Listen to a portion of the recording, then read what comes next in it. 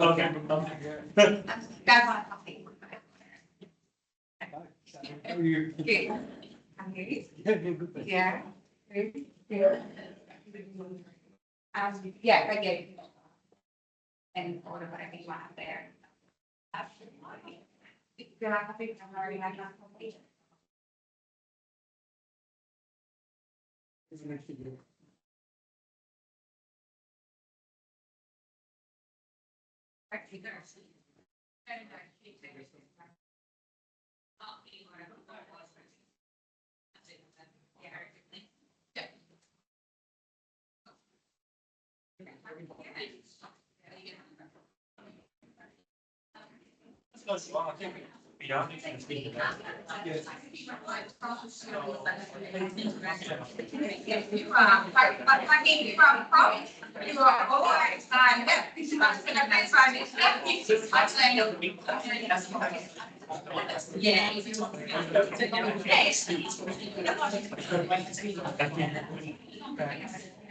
Oh.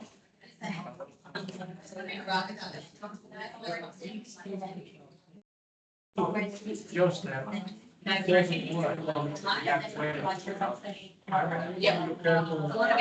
In the house, so that's first we went straight and then right to the. I will just put that.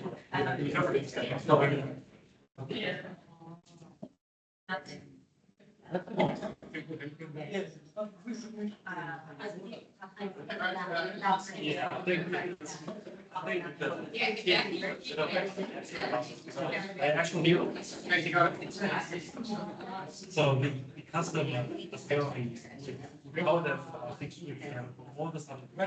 So we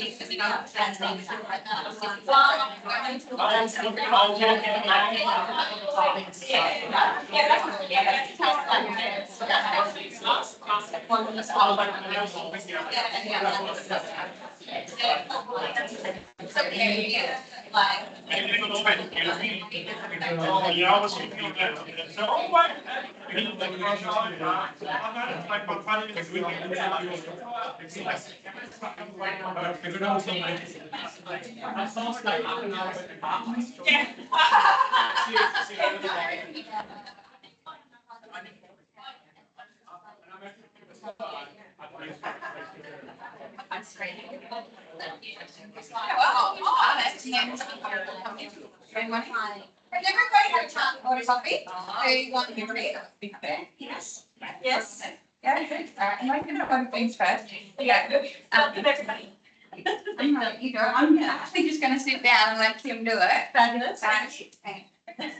Thank you, everybody. Welcome to today, where we'll be talking about Copilot and quite a lot of details.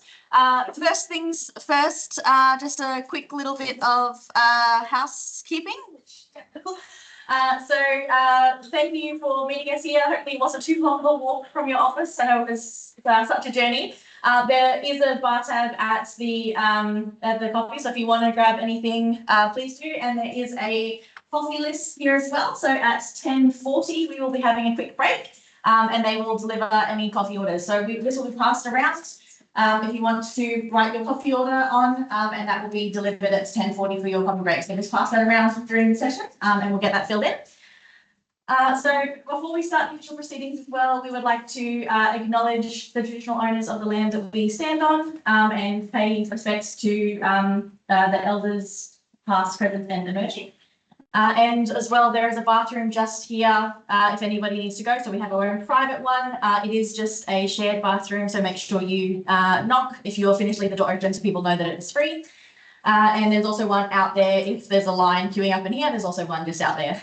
So we do have only a short little break today as well. But also we're all adults here. Carry your own bag. Feel free to just get up and step out during the presentation. That's no worries at all. I think that's it. There's water on the table. We do have explanation about what we're doing when we do our activities. So without further ado, let's progress on. So today is part of a series of workshops and things. Yi and I are here from Colorado. So I am Kim Bryan. My name, that's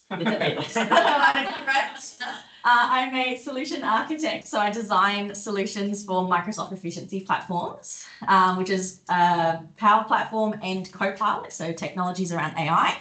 I've been doing it for about 15 years, and I've recently been celebrated as a fast track architect, which means there's only about 56 of us in the world, which is pretty cool. And Yi is one of our senior VAs, so she is incredible and got lots of sort of skills and talents as well. She's here supporting. And we will be helping you through this agenda. So today is where we're really having a look at how AI and Copilot can be used for ElectraNet. We're looking at the big pictures and what the real challenges are within your businesses. And then over the next 2 days, we're meeting with your individual divisions and focusing down on those as well. And then we'll be having some more selective meetings on Thursday, reduced by T and the exec team as well to really fine tune what that looks like moving forward. So today's first two sessions on Monday, we will really be taking a step back to understand what the big picture is, looking at things a little bit differently, trying to understand why we would be choosing some of the use cases.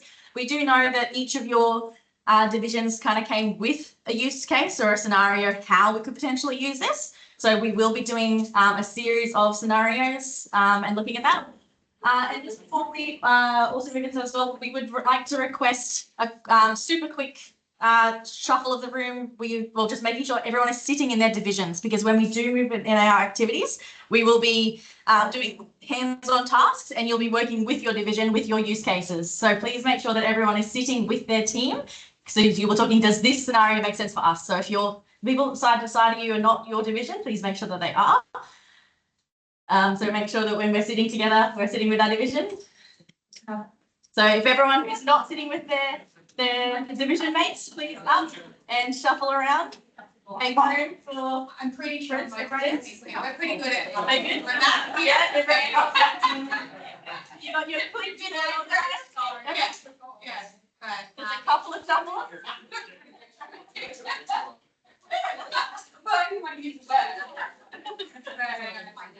A couple of shuffles around.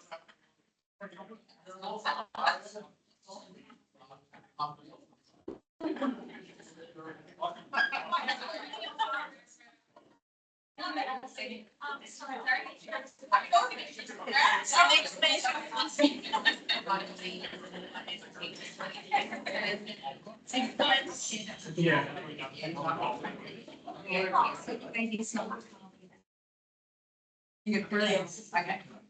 Keep it correct. That's right. That is right. Excellent. So we recognize people around us now, the people we work with. Brilliant. Hello.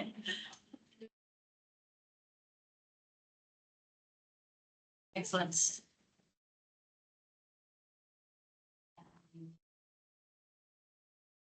All right, and just for anyone coming late as well, there is a list circulating. When it comes to you, just write down your coffee order for the break. So what these are the key things we are working through. So today we will be looking at your particular division, what challenges we'll be facing there. But first we'll be looking at the Copilot overall. So what Copilot does, really honing in on the best practices and how to use it, because I do believe a good chunk of you, not everyone here, was part of the last session that I came here to help run through on how some maybe was on what Copilot did at a high level and what the vision for Copilot was for ElectraNet. But now I will touch base on what it is, how it can work, and some examples and some how to really use it across the personal productivity stack. So we'll touch base on the education for what AI is and how it works. And then we'll look at your particular divisions and the challenges that face there. So we'll do the hands-on stuff in the second half of the session. And then in your individual sessions, we will really define how this technology will solve these challenges for your particular divisions. All right, so this is the crazy long agenda, and I'm sorry if it's too small. We're fitting a lot of content into this small session this morning. We had a plan to make it a whole day thing, but you've got lots on in your day, so we're compressing it in and trying to make it tight this morning, which means that we are going to time everything. We're going to have timers, and we're going to say when this is done, we're going to move on. So we're going to try to keep things concise, and we're going to have time sessions for every single session that we're going to go through this morning. So the first session for an hour, we're going to have a look at what Copilot is, how it works, examples, understanding the technology, and have a full understanding of what it is that we're actually going to solve the problems with, so that you really understand that, as well as real examples across the technology. And then we're going to have a look at what your use cases that you came with for in your divisions. So what you actually were kind of coming up as an idea to solve, and then expand some concepts of how we're going to unpack and how we're going to work through this process. We're calling it the double diamond. So we'll explain through that, and Yi's going to come up and take us through this session there. And then we'll deep dive into your particular division and what challenges are really being faced there, what the actual problems are that we're trying to solve, and really challenge that thinking. And then after that, we'll be having a look at taking you through the journey that we've explained. So it'll make a lot more sense when we get there, but we'll then be narrowing it down to, are we solving the right problem? So once we know what all the problems that you're facing are, how do we know which one's the right one to solve? And so that'll be walking away at the end of today's session. So when we walk into your divisional sessions, we'll be knowing that we're solving the right problem. All right. Does that make sense? Everyone's pumped? Fabulous. Just when you're coming in, making sure you're sitting with your division, please. You're on your right.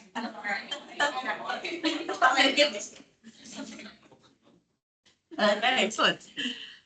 So setting the scene. Let's hope the audio for this comes through.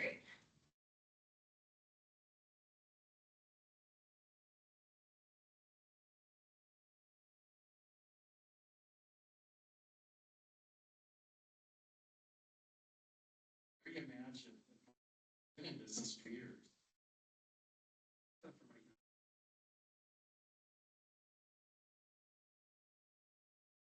Makes us more agile in really finding the right information. Microsoft Copilot gives our employees more power, more freedom to focus on our mission.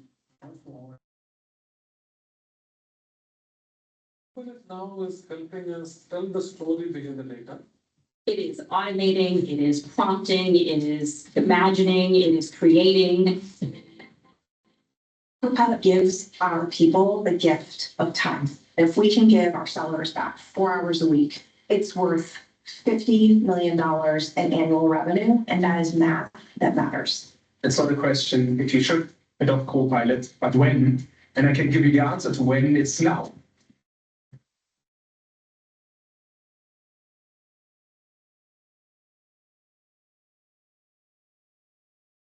Thanks. Sorry, I just wanted reason to finish my coffee. Cool. So when we were here last, we asked ElectraNet what your vision for Copilot was. And the answer to that was to securely embed Copilot productivity in our daily practices, helping our people achieve strategic goals while enhancing efficiency, compliance, and job satisfaction. So those three key things is something that we want to try to get from your divisions today. And when we're thinking about later, we're thinking about why and your challenges and what the purpose for this is. We can keep thinking about this is ElectraNet's vision and what is efficiency, how can it be better compliance, and how can we improve ElectraNet's job satisfaction. So these are the real scenarios, the real ways that we can deploy this technology to achieve this vision. And these were some of the high-level challenges across the whole team that we came up with last time. So I won't go through them, but quick answers there if any of those reign true for your team or your division. They may also fuel when I ask about your division and your challenges. You might see some of these reoccurring there as well. All right, so onto the technology part. At a fundamental level, Microsoft's AI, when you're thinking about how does AI exist within Microsoft, there are three key tiers of licensing. There is the lowest level or the simplest level, and that's bad coloring, sorry, but that is Microsoft 365 Copilot, and that is the one that we're going to be talking about the most today. It is the foundational level. It is the one that you buy at a per user license, and it is the one that when you get it, you get a whole lot of AI functionality, and we're going to be talking a lot about that. It is personal productivity. It's out of the box. It's a fixed price, and it's prompt driven. You ask it something and you get a lot. It is the foundation, and it's what we're going to be talking about the most here. There are more advanced versions of AI that are eventually going to be on the roadmap for ElectraNet, but it is something that we probably may be creeping a little bit into discussing. Some of your scenarios might be looking at the next level, which is custom Copilot agents. That does come at a, it is designed for your needs when something doesn't work out of the box and if something needs to be really prescripted and really designed.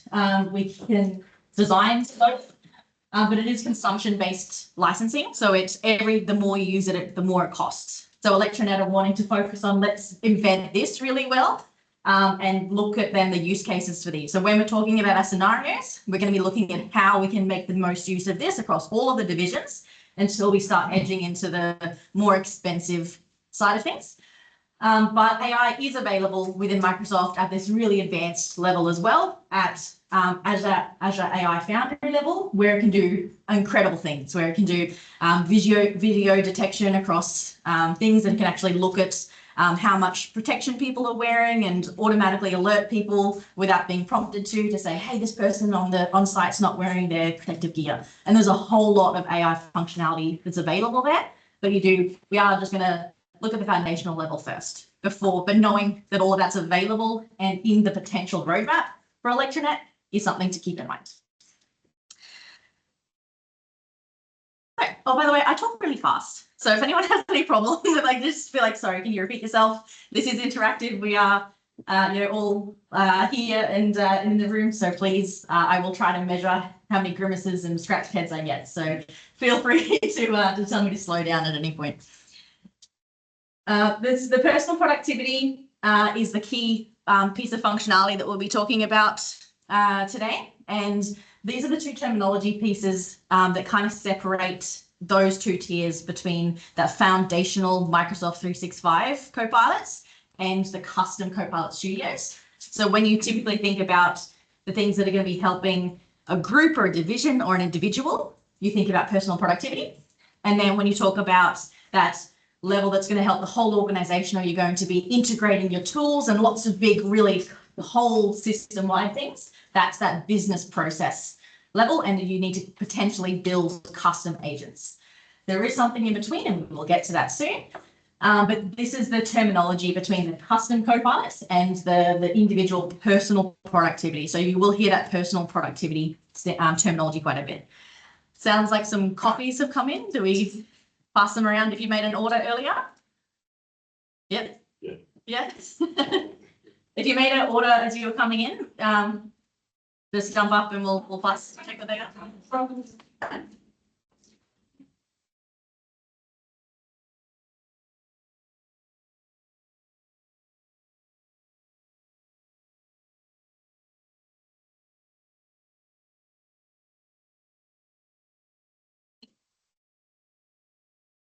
Important thing first, of course. I totally understand.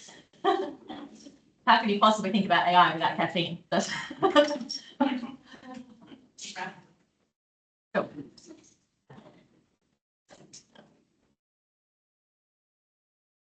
So across both of the different types, whether or not you're talking about the personal productivity ones that are templated and standard within Microsoft, or the custom ones we build ourselves, they are all made up by these fundamental 5 fundamental elements. So just so that you're understanding how they all work, this is a fundamental part of AI.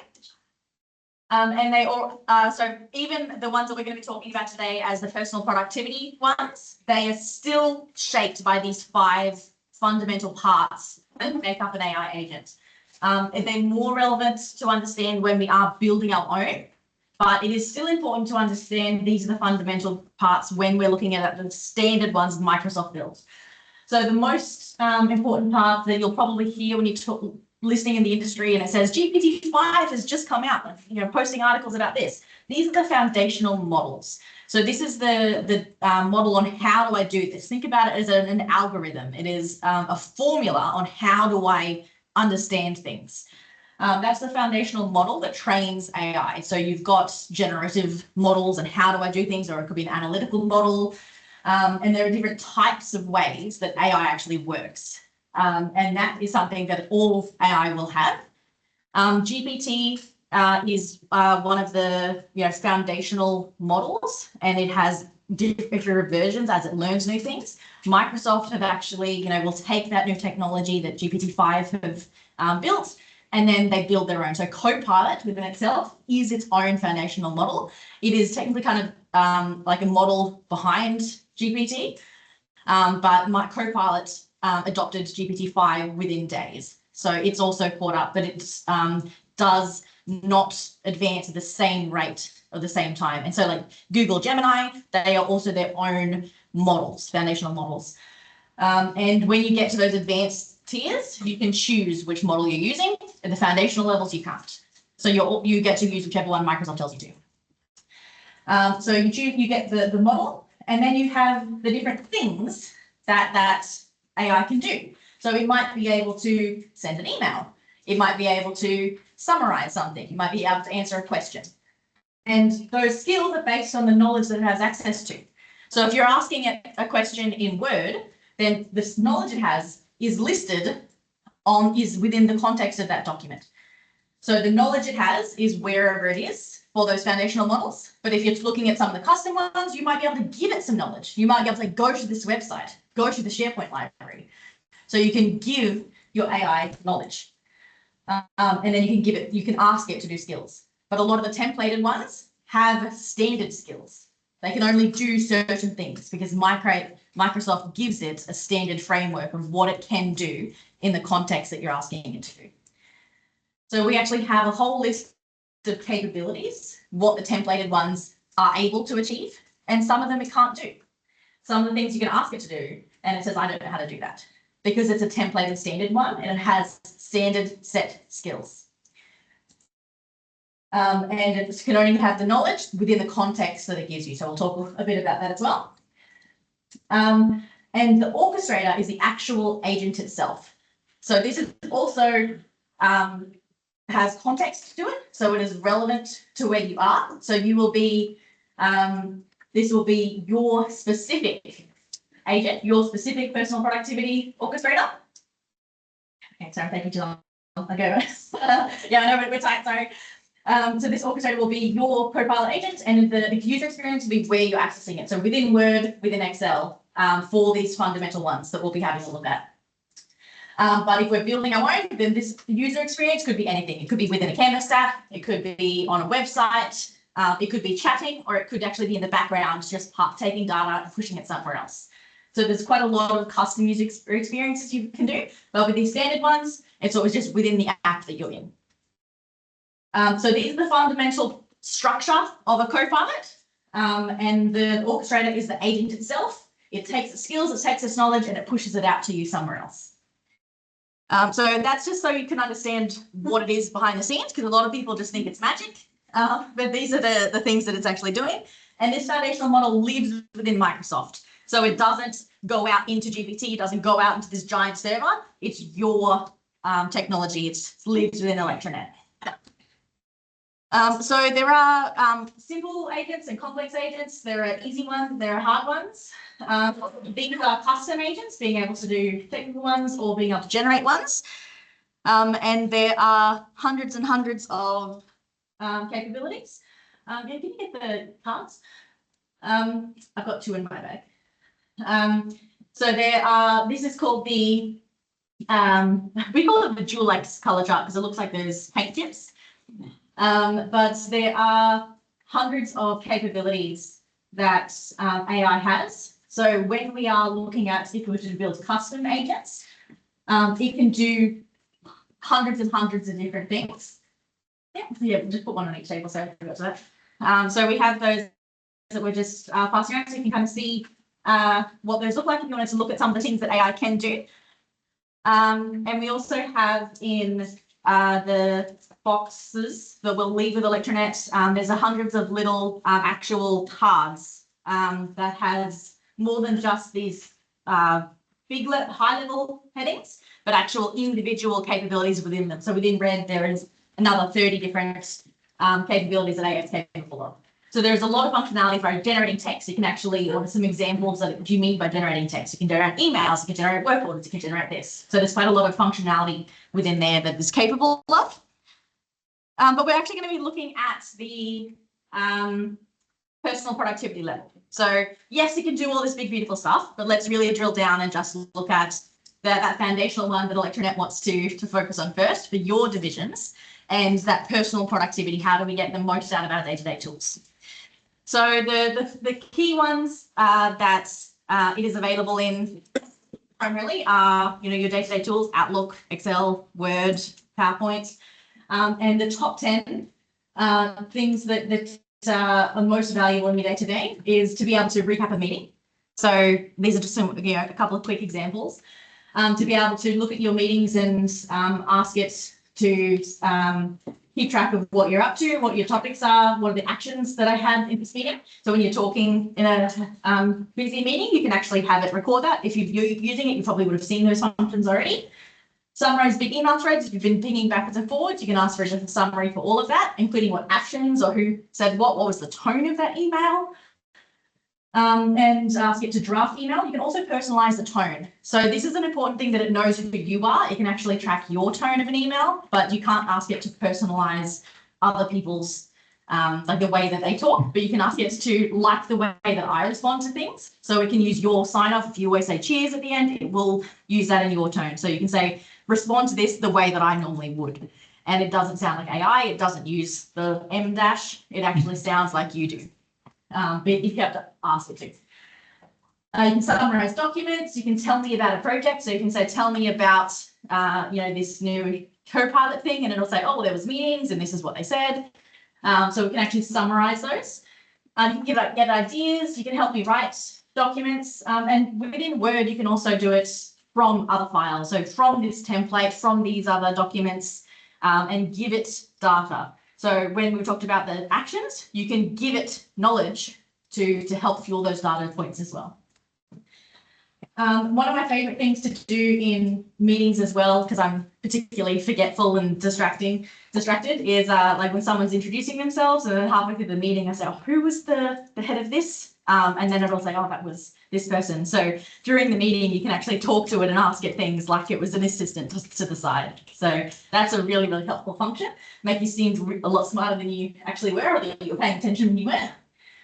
And you can revise content as well. So if something's too long or too short, even when it's your work and your words, particularly when it's your work, it can reword it, shorten it, rewrite a whole document for, get a proposal for somebody and then just copy and say, do this again, but change these 4 things. And it can reword it so it's not completely, copy and pasted every time. And it can also do translating. So something that's, just Google Translate's pretty bad at. AI is really good at translating to other languages. So whenever you're looking at AI, though, it is important to make sure that you're understanding some of the grounding principles and ethical restraints. So even at this fundamental level, Microsoft has put in some strong foundations, but most of the considerations are human intervention and human considerations.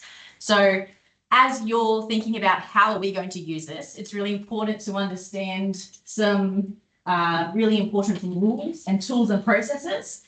And I know that ElectraNet are putting in these policies and these other guiding factors, but for you on the ground and the people who are starting to think, how do we use this within our division, it's important to consider some key fundamental elements to it. So am I putting anything that is secure or private into this? Am I asking it to summarize wages? And not that this data is stored anywhere, but potentially, just being conscious of if you're then going to send it to an email. So it is just another tool and it is within your context and your security. So you are able, if it's in a personal productivity space, to use it like you would use any other tool. But just being aware of what you're asking it to do. Things like inclusiveness, if you're asking it to generate things or create things, that it is being conscious of all of your, just being aware of these particular foundational things. So are you accountable at the end of the day? There's been some cases in the US where people got AI to generate things and then they were published and at the end of the day, said, well, it wasn't me, it was the AI. But at the end of the day, it is just a tool. You can't say, well, Word did it, because it's just another piece of technology. The human is accountable at the end of the day, and if you don't check it, it's your fault, not AI's fault. It's not an entity. You are the human who made that choice to use that. If you do a typo in an email, it's still your fault. Kim, probably the really important part about that is that that's why we're looking at that first layer of like just getting that experience with the productivity Copilot tools, because there are a lot of technical things we can put in place, controls and things like that, that will help you to apply these responsible AI principles when we do enact them across our environment. So whilst Microsoft has theirs in there, that's also why we want to do this on a maturity curve, so that we can put those things in place while also giving you some space to explore it. Yeah. Brilliant. So we'll do the foundational level before you start doing the really epic stuff. There's also not only Microsoft's ones, but there are Australian principles and guidelines as guardrails as well. So the ethical principles are here as well. And for a while, it was kind of like how the principles and the guardrails fit together. But on the side, I've done a little table to kind of match them together to say that these guardrails are actually like how you complete the principles. So those 1 to 8 principles are here. So how do you make sure that your AI is human-centered values and it's fair? Well, these guardrails will help you do that. So if you make sure that you have your engagement well set and that it is contestable and that it has meaningful human control, therefore you will fulfill your human-centered principle. So there are 10 guardrails that help you meet your 8 principles. So there is a lot of details there. I've just put a tip on how to achieve each of them. And you'll get all this, there's a lot of reading there. So with this one as well, you guys don't need to Yeah. incorporate this. This doesn't apply to us, but what we are developing is an ElectraNet principles specifically in how we will apply AI in our environment and meet the compliance obligations that specifically apply to us. So mandatory principles and guardrails are definitely coming in. It is something we'll see over the next 2 years, but at the moment, just being aware that there will be principles specific to ElectraNet that you will need to follow. Is this already implemented in Copilot or how the ethical standards usually like now, for example, when we do with the Gemini or something, we ask them.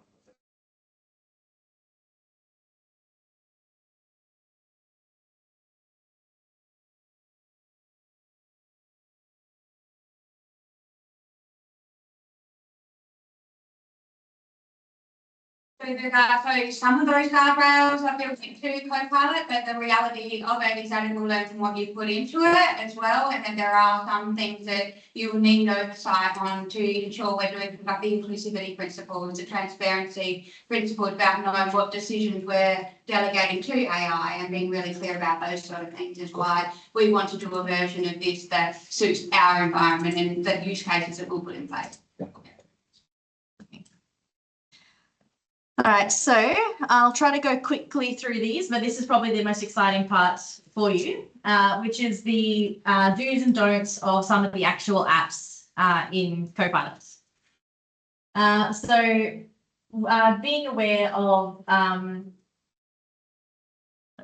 yeah, can you just fix that rollover line, please? There is, so when you're actually using Copilot in the apps, and we'll have a look at some of the specific demos, do be aware that it is you specific. So anywhere that you're using it, it will know everything that you know, have access to everything that you have access to. So it's not going to be able to access things that you don't have access to. And if you ask it to, can you create this record? Can you access this file? Can you save this here? It will only be able to do those things if you have the access to do those things.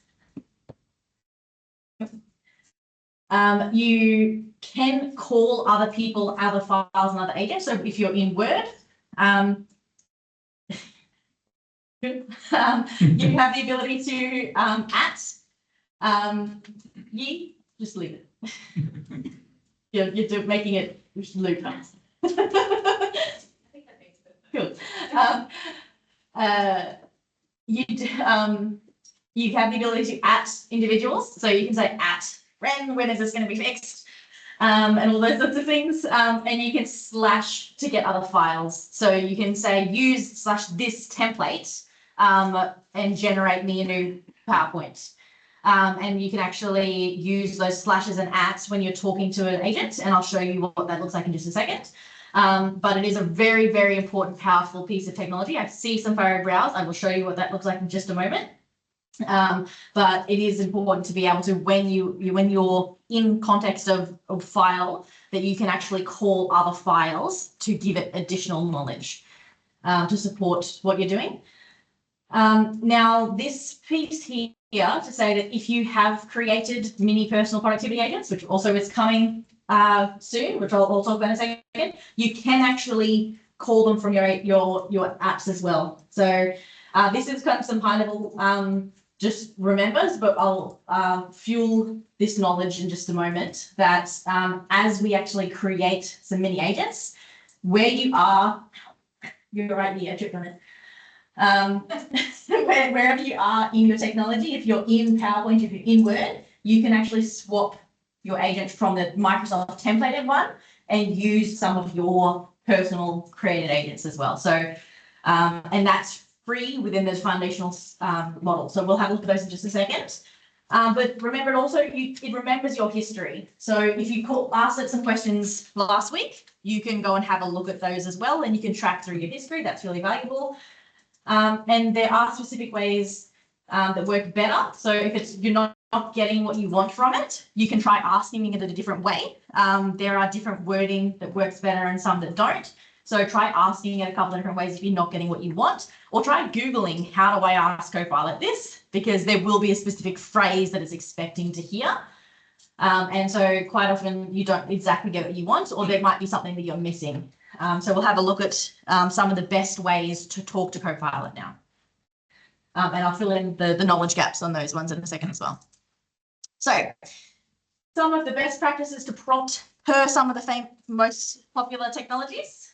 So in Outlook, when you're using Outlook, you can use it to summarize long email threads. You can use it to draft professional responses. You can use it to highlight urgent tasks for upcoming deadlines. You can also use it to book meetings for you.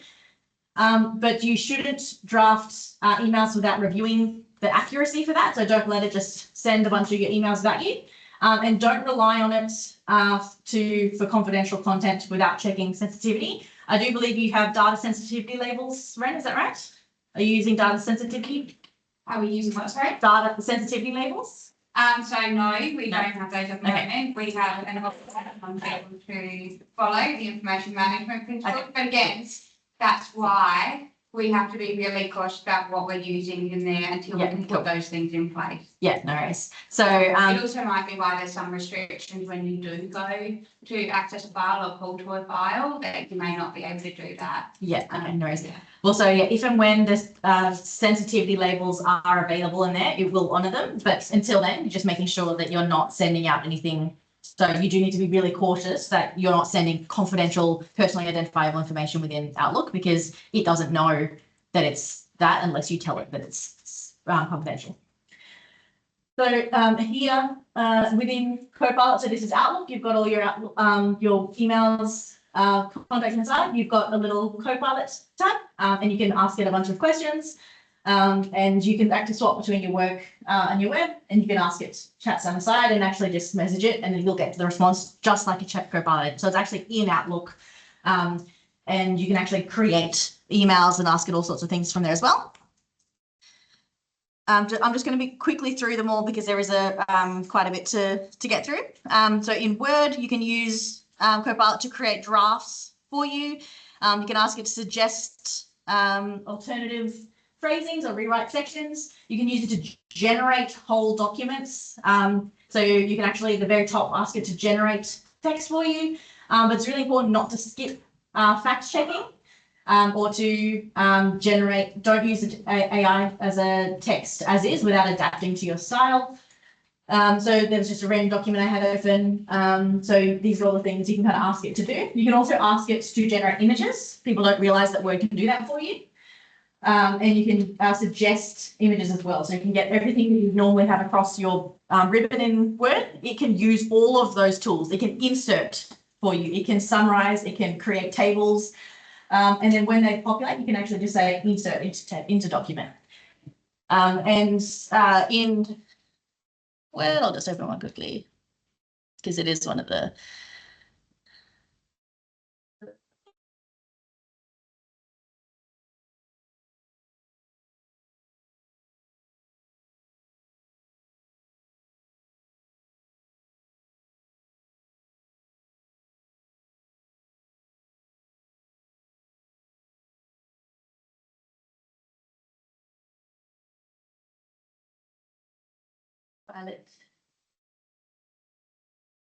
You can then also use this slash file where you can get that referencing. So you can message individuals and I can say, please, I don't know what I've used.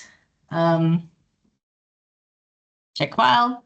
So I can send tasks and I can also ask Copilot to use this file to populate summary, and then I can use the files across here.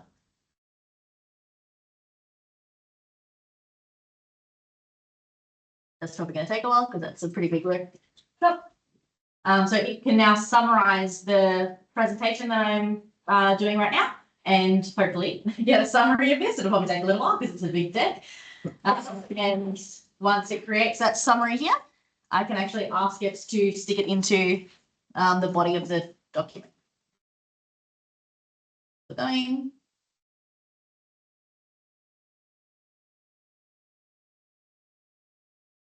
Right, so that's going to take a little while. But yeah, it's a big document. Once it does, there's a little bottom of it. So I can say insert.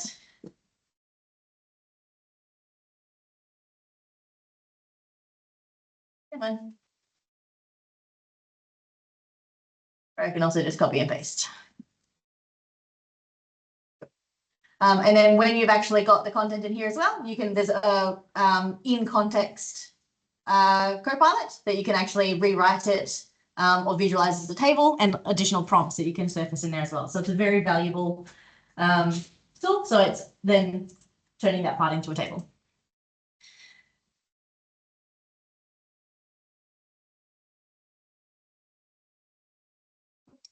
And then within SharePoint as well, you have a Copilot directly within SharePoint. So it's available in the top corner in the browser, and it pops up a SharePoint Copilot where you can ask it to summarize the files. And I think I did then have another one. Yep. So and I've asked a question there, is there a governance PowerPoint? And it's better than normal search because it actually gives you context and explanation of the search that you're asking in SharePoint there. So it's actually saying, yes, there is, and here's an explanation of those files. Whereas if you were to search a normal search, it just gives you the headings. Whereas the Copilot search will actually explain what the files are, and you can ask it, hey, I saw a file once that had a table that looked like this, where is it? And it will actually search those documents for you and say, oh, there's a table that looks like that here. So it will find those documents for you and give you links to them with human context and communication. So that's a really valuable way that you can use Copilot in SharePoint directly in the browser. You can also create agents direct from library. So this is in a SharePoint library. It's a create an agent. And this is one of the 3 within Microsoft 365 ways as well that you could create those little agents. So if for your particular division you had a HR policy library, for example, you could create an agent on that library and say, for this particular library, I want people to ask questions about these policies. And you could create that agent, walk through the prompt steps to create that. And then in Word, people could ask questions about it, or maybe potentially a template library. And people could then call those templates in Word. So there's a few ways that you could create those contextual agents within SharePoint and then call them in your other tools to be able to reference just that agent instead of the templated agents from Microsoft.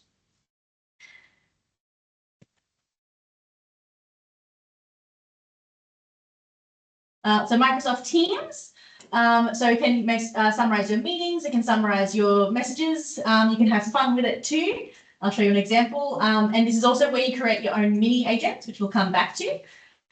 So there was an example we use all the time at work where we summarize our last week in the style of a comedy roast. So this was my last week as we kicked off like a slow cooker, warm, full of potential and slightly overcooked. I was MVP most verbose presenter, and I was the queen of the deployment drama, and someone called, I was basically Batman. So yeah, there was quite a lot of fun ways to make your day-to-day summaries a little bit more fun, just by giving it different prompts. And I also ask it to give me summaries in the style of a Southern Belle and that sort of things as well. Just to, when you're giving it summaries, you can give it an extra bit of fun. PowerPoint has the way to turn any outline into a structured deck. So you can also then give it your templates, which is a really powerful and useful way. You can ask it for design suggestions. You can generate images for your slides, and you can generate speaker notes as well. So when you have your slides, you can ask it to generate speaker notes. People don't often realize that it can fill in that section of the speaker notes for you.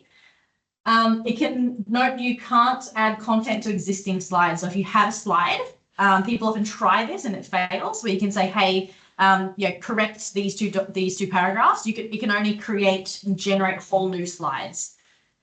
But don't overlook it and make sure you check it and don't skip reviewing that as well. So here, when you open a brand new deck, you can actually say create from Copilot, type it in, I want to create something.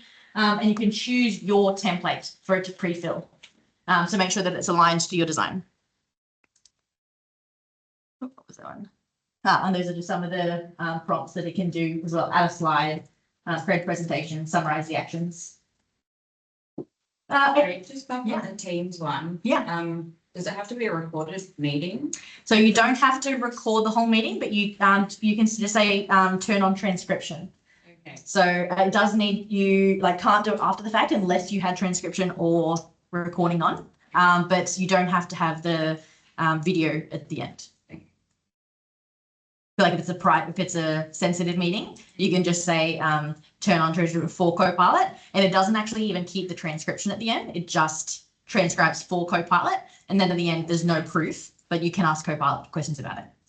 I think a really good example of that, so we've got a couple of use cases for that in our environment. One of them is if we've got board meetings or you've got risk audit, compliance related meetings, asset management meetings or investigation meetings.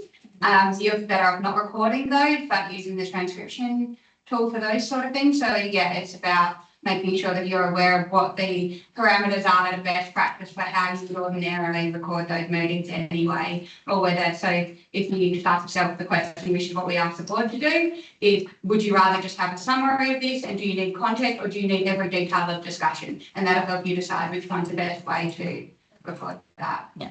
Is this on the data privacy? Because we have in Teams before we recording. Everyone will make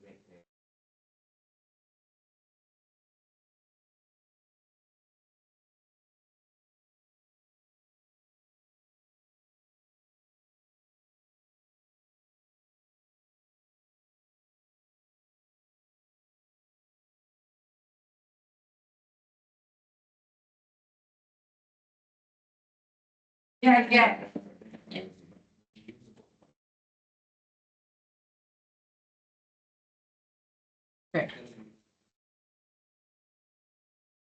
That's right. It doesn't notify others. Yeah.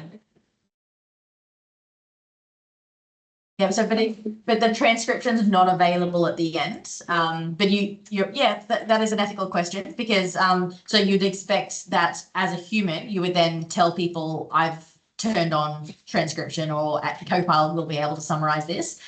Because there is a way that Copilot could then say, what did he say? And it could quote you.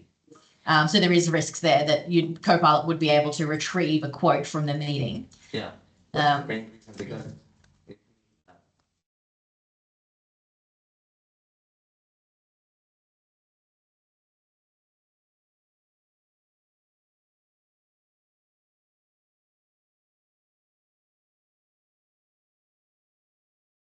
Particularly when it comes to interpreting accents and things, it can get it wrong.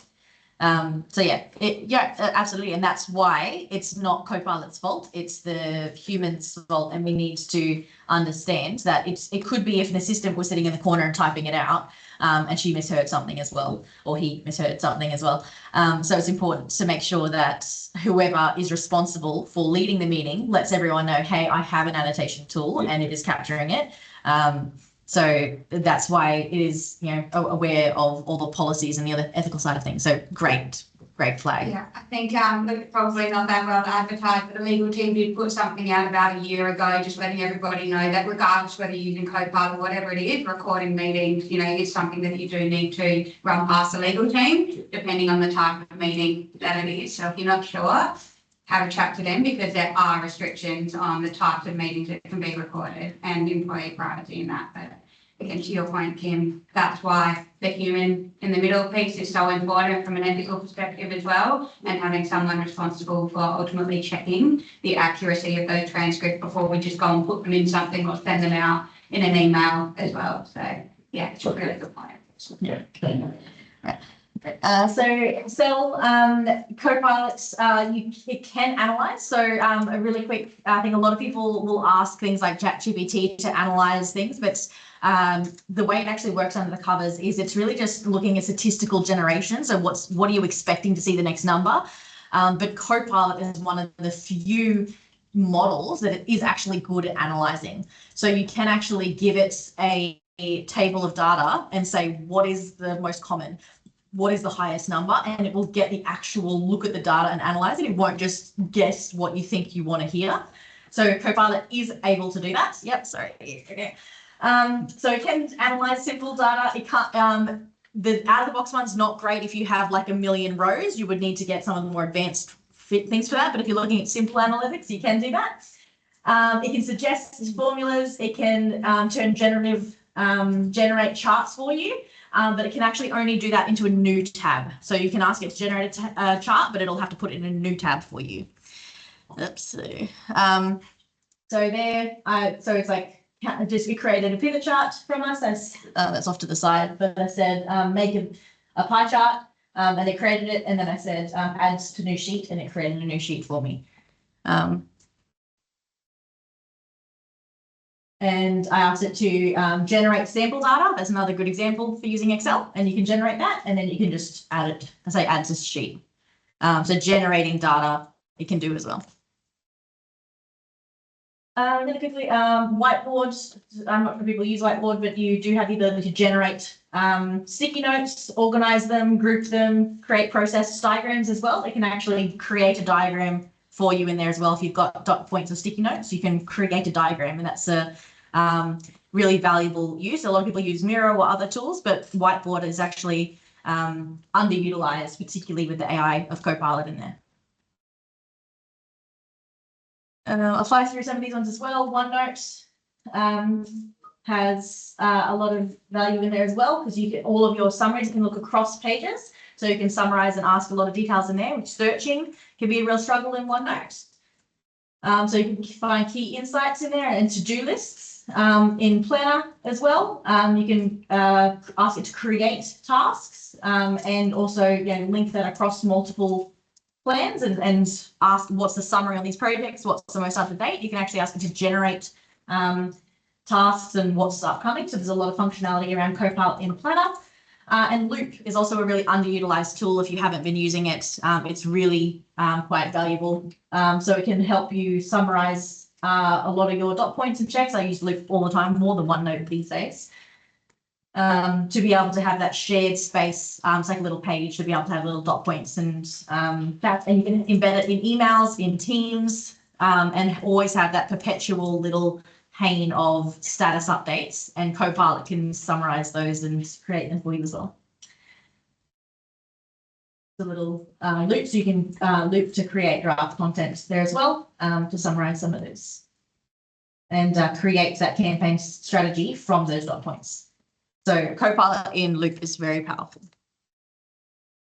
And the last one there is Edge. So there is an Edge of a Copilot always available on Edge. This is one of the free ones. So you can ask it to anywhere you're navigating to on the web. You can actually ask it to summarize complete web pages for you, and then you can swap between web and work and get that content into an email or into a Loop or into a Word document. Power BI, does it switch on at the moment, or is that part of the foundation? No, so Power BI is not part of that. Yeah. Power BI.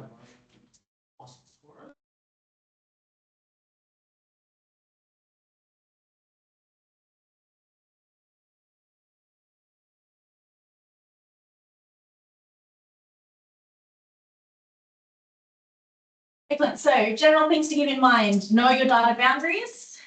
So when you're looking at a document or when you're actually putting things into the foundations, always check that it is the approved version, that you have access to it, that it is the most up-to-date one. Respect to the confidentiality and compliance. These, I'm sure there'll be the ElectraNet rules and how we're actually progressing for, is this the right tool to use.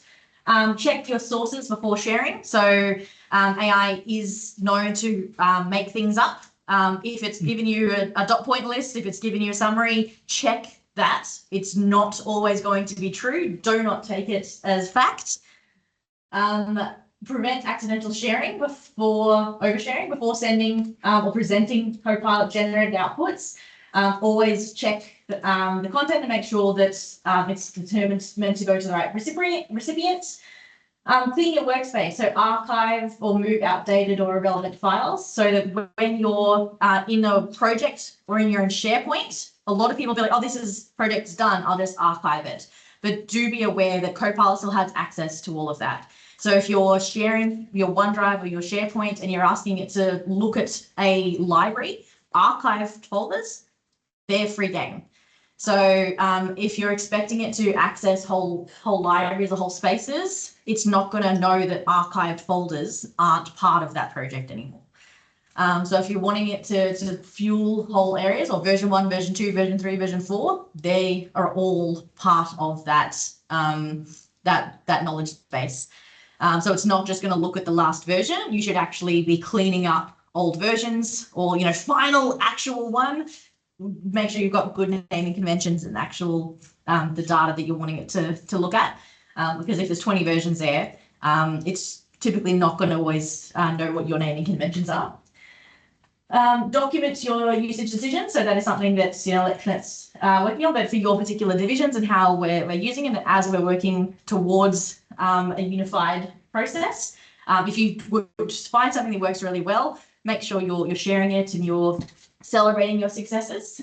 So you have those clear insights of this is how we're using it and the way that our team is going to be moving forward with using the right process for this particular library or this particular space as the leaders in your division and using the Copilot. It'll be up to you to kind of know this is the way that we will be working with our space and our divisions. So documenting what's working well is a really important part. And as we've said numerous times, human validation in every step. Now, there are a couple of ways that works across how do we actually, when we're talking about what your division will build and what's actually going to be custom and specific to you, because a lot of this is out of the box, right? What are we actually building here? There's a couple of levels of this. One of them is that we can customize and build. The simplest way is what I'll show you now. It's a really, really quick and easy way to actually build some prompts to share with your team. So I'll show you this quick version here, and then I'll get to the really juicy one where we customize agents. Copilot saves you time. And Copilot Lab has the best prompts to help you get more done in the apps you use every day. Like here, with Microsoft 365 Copilot Business Chat. Front and center are suggested prompts made specifically for your workflow. You can even find more by choosing View Prompts. These aren't just generic suggestions. Copilot serves up prompts you can customize with the meetings, teammates, and documents you rely on to get things done. Like this one. I'll select it, specify what I'm looking for, then hit send.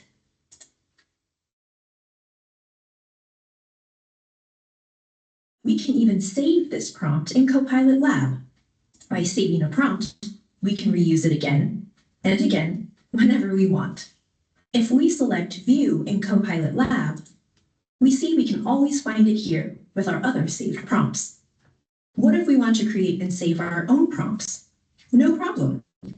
Whether it's a prompt we modify or one we create from scratch, we can save it the same way, and it'll live right here with our other saved prompts. If you know this prompt would help your teammates, you can share it right from Copilot Lab. Just go to Share Prompt, Share to Team, pick a team, and share. Now everyone in the team will see this prompt in the Team Prompts section of Copilot Lab. Speaking of sharing, looks like someone on our team sent us a prompt. We can try it out now by clicking this button right in the email. And we can also find it later in the Team Prompts tab in Copilot Lab. There are even more prompts to check out in Copilot Lab. And new prompts are added all the time, designed for your role, industry, and the work you care about. Just select the job type filter to find prompts that are tailor-made for you. With Copilot Lab, you'll keep discovering new prompts to use, save, and share to unleash the full power of Copilot. So when we're talking about what are some of the simplest ways that your division can get off the ground with the templated personal productivity copilots, the simplest way would be to customize some prompts for how can your particular division make the most use of what's some ways that you can ElectraNetify something. So here are some of our templates. So using this template, generate a proposal. Using this, create a new review. Whatever your day-to-day tasks are, which we'll be having a look at this afternoon, templating some of those prompts will be the easiest way, saving them in your team prompt library. So that, and as you saw on there, which I don't know if I can mute it, but if I just go back and forward again, you can see here that they show up in those apps. So if your team prompts, you share them with a particular team, when you're in Word, they can access their team prompts. And when you're in Outlook, they can access their team prompts. So if you, that's the simplest way that you can actually, as the division leads, save some of those and have the standard things that you're doing all the time easily accessible. Is there any authentication level for sharing this one? Like for example,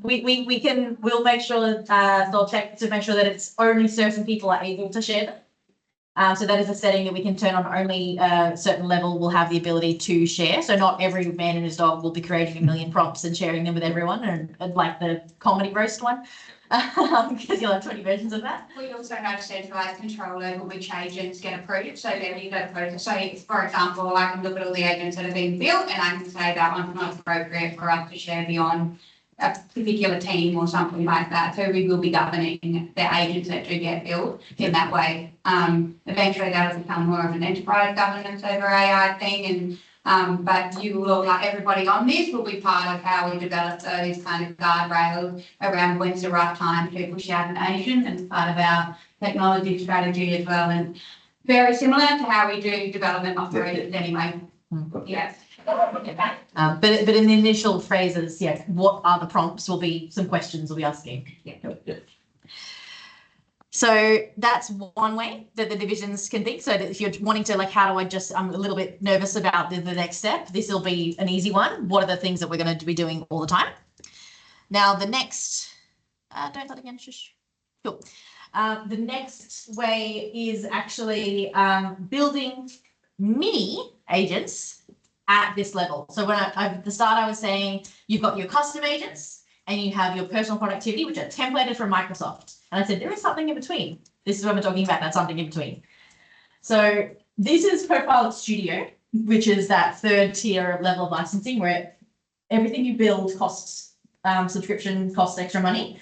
There is actually this nice little in Microsoft Teams agents that you can build. So in Microsoft Teams, you can have a little mini Copilot Studio and you can create your own agents, which is also what I was mentioning, what agents are being built.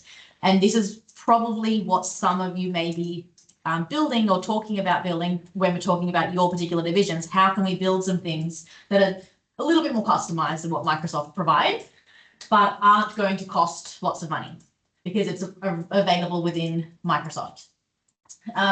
So we can build some mini agents. There are limitations to them. They're not as big and beautiful and fancy as the big custom ones.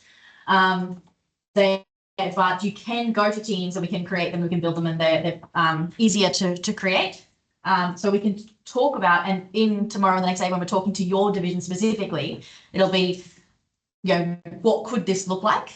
So what problem could one of these solve? And how could we maybe design one? So that's what we're wanting to look at. So within the personal productivity licensing, you can create mini agents within Teams. They can also be surfaced within your Microsoft 365 apps. So as I was in Word before, that's not that one. Did it again. This one. Yes. You can also up here swap to your other agents. So it's not any agents that have been created in Teams like that. You can actually swap to have a look at any mini agents that you've created in Teams. And but you can build them with prompts, so it's really quite easy. You can describe what you want to say. I'm here to build your agent. You can just talk. I want a HR app from this library. You just talk that, and they're going to help you do that, and then you configure it. So you actually say from this library, and you can give it something that's really quite easy to create. You give it data and actions. So you say what the knowledge is, what you want it to do, and then you can share it with people. So it's very, very simple 3-step process to create them, and you can give it that framework. So we won't be looking at the details of this today because your division may not need this level, but this is the design part we will be doing in your personal divisions tomorrow or the next day.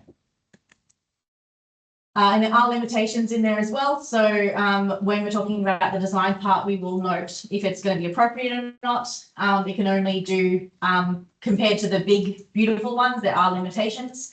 And this will also need to compare for a cost benefit analysis with the ElectraNet governance team, which is why we're talking about it on Thursday, because we can only have up to 50 per like Microsoft team. So depending on how many agents we need to create and that sort of thing as well, we'll also be looking at limitations there and what the scale is. And we can only create 200 topics instead of 1,000. So yeah, there's some limitations on actually how many we can create. So we'll be, not everyone will be able to get one of these. It will need to be prioritized by what the real business value is, because there are limitations on how many we can create and what they can actually do. Okay, sorry. Yeah. Maybe it's not my, level of this one, but the agents and all, like, how many licenses and all. For example,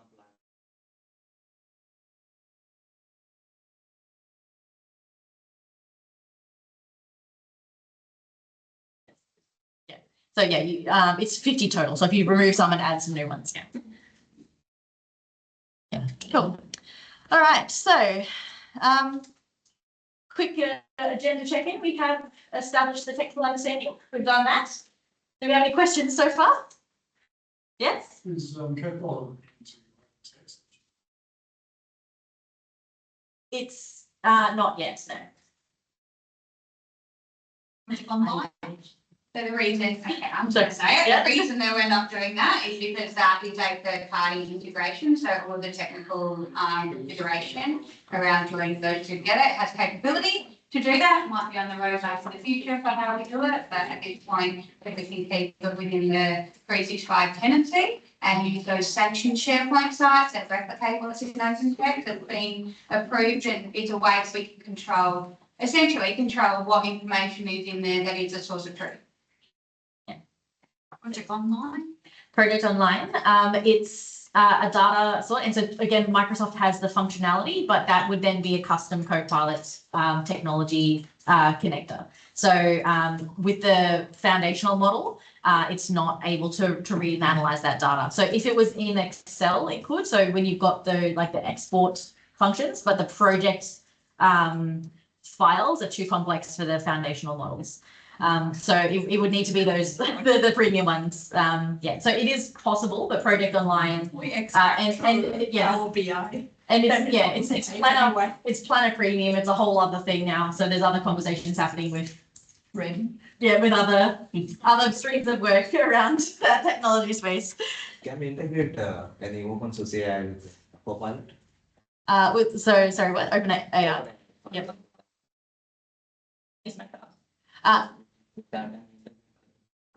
With Copilot Studio, absolutely. With the Teams one, no. Just on that one. It's technically possible. Is ElectraNet no? Integration at any point in the future, what we'll be looking to do is utilize Microsoft integration of ChatGPT, GPT-5 when it eventually comes out, all of that as part of its base way that it develops its model anyway, or that model is configured. So the intention is that OpenAI access to things like, we've already got what is it, DeepSeek has already been turned off for all of you. Hopefully some people got access like don't. But let me know. But yeah, things like Grammarly and stuff like that, we're trying to get the workforce to go towards this environment instead, because it allows us to put all those compliance and security controls in place. Yeah. Yes. Sorry, there's the technical answer and then there's the actual ElectraNet answer. Yes. Yeah. Anyway, we'll check with them before we do anything. Yes. Yes. Will it make a community out of us? Like What I mean is, can I check if somebody has a template for exemption for blah, blah, blah?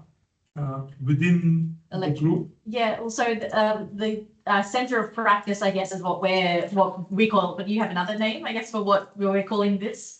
Yeah, it will essentially be a community of practice, is that is what it will be. Okay. The idea is that the get agents or they're like, but the prompt libraries that you create, and then you can share them around across the organisation, you share them with each other, and the idea is to scale that out. So you keep improving it as the people that have started it, and then that continues to get improved on by other users across the business as they come on to this kind of co-pilot cohort.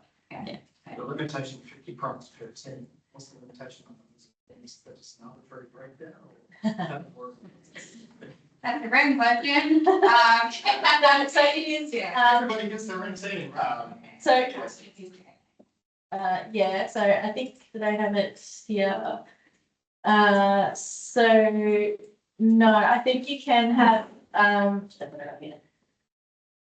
so it's 50 per team, but I think I mean, Microsoft already has a limitation for how many teams you have. I think it's like, it's a much bigger number. I think it's like 250 or something initially, but then you could probably get bigger as well. So, yeah, 250 times 50 initially would be my first.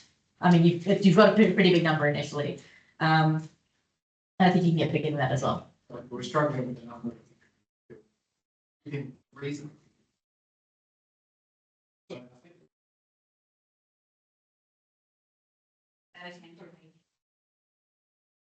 Yes. Yeah.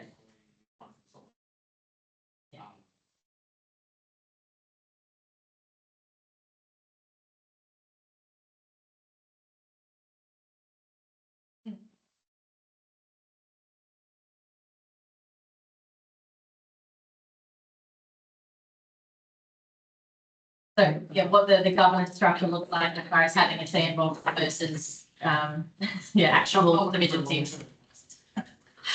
And a follow-up question on that. Are we going to create, would we have personas within the Copilot space? For example, could I ask if I was writing a proposal for Sally to approve, could I ask it, can you make this such that Sally would approve it without?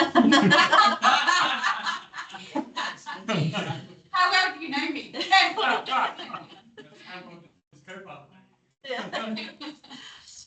Well, her co-pilot knows her very well, but other people's doesn't know her, so it's all within your context. So I get like these genuine asks to that is that part of what the reason that this is kind of a collaborative thing with the organisational development team is so that we can build that learning strategy that gives you those insights to say, this is sort of the parameters of how to build something that will be compliant with all the guardrails we need to put in place and more likely to be approved when we go through that process. So yeah, it is part of that strategy. Cool. So, I realized I was panicking for time because my Fitbit's still Brisbane time. And I was like, oh my God, I've lost half an hour. Oh yeah, I'm pretty good on time. So yeah, I talk really fast through those. I'm skip. But no, come on up you. And I'm going to go familiarize myself with the, on your computer on the thing. So you're going to. I'm just going to move your copy so I don't. It's empty now, so I spelled it before. All right. So you're good with this bit? Yeah. Yes? Cool. And I will try not to chime up. Reaction to that, please. Thank you, Kim, for setting the scenes for us. I think we've gone to a really good place in terms of getting on the same page about, what we're talking about today, right? So now it's actually, we're doing a transition. We're going to hand over to you guys now. So Kim and I are all going to become the guides on this process on how we're going to move forward with the use cases that you've identified and brought to us today. So before we get really into that though, I'm going to just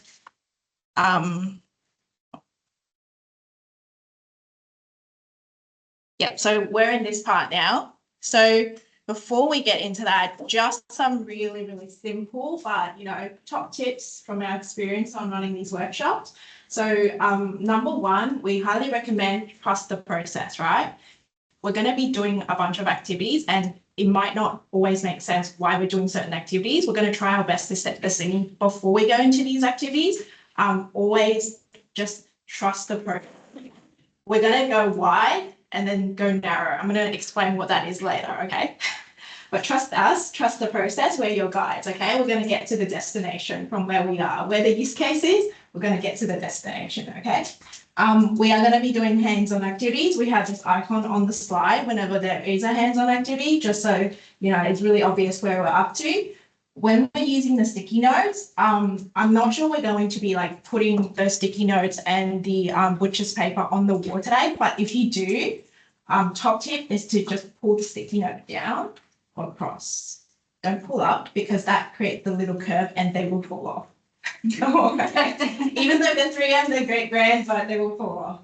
Also, you know, the butcher paper, so we have both butcher paper and sticky notes today. The butcher paper is really, imagine it as your workspace. The sticky notes are the ideas that can move around and be agile and be mobile, okay? So think of it that way. And the point of a sticky note, if you haven't really used it in sort of like design thinking type exercises, is it's actually meant to be a limited space. You're writing on it with markers so everybody can see what, you know, you've written down. But also the limited space means you have to be concise. So stick to it. If you're writing it across 10 sticky notes, that's not the idea, all right? Yeah, one sticky note per idea. Yeah. All right, and we're going to honour the clock. Like Kim mentioned today, we are, you know, trying to fit a lot, you know, into a very condensed agenda. So, you know, we're going to keep an eye on the clock, and then we're going to say if we have 10 minutes for this exercise, just do, okay? And then if you're working with someone else, just try and keep an eye on the time. We will give you reminders. All right, and we encourage you to get up and move around. So you should already be sitting with your divisional team. However, like I mentioned before, we have those butcher paper with the sticky back. So feel free to grab a wall, grab your sticky notes and your markers and move there if it makes more sense, okay? And yeah, I think at the end of each activity, we're going to ask you to probably like move away from them, and then Kim and I will also capture them so that we have that record and we have those insights for the playback. That's on Thursday. Any questions? All right. Oh, that was Kim's animation. Pull down or pull across. Don't pull up because they will fall off. Okay. All right, so our first activity of the day is more of a thought exercise. We're only going to spend about 5 minutes on this. So does everyone have sticky notes and markers on your table? Can you grab one sticky note, or one pack of sticky notes and a marker?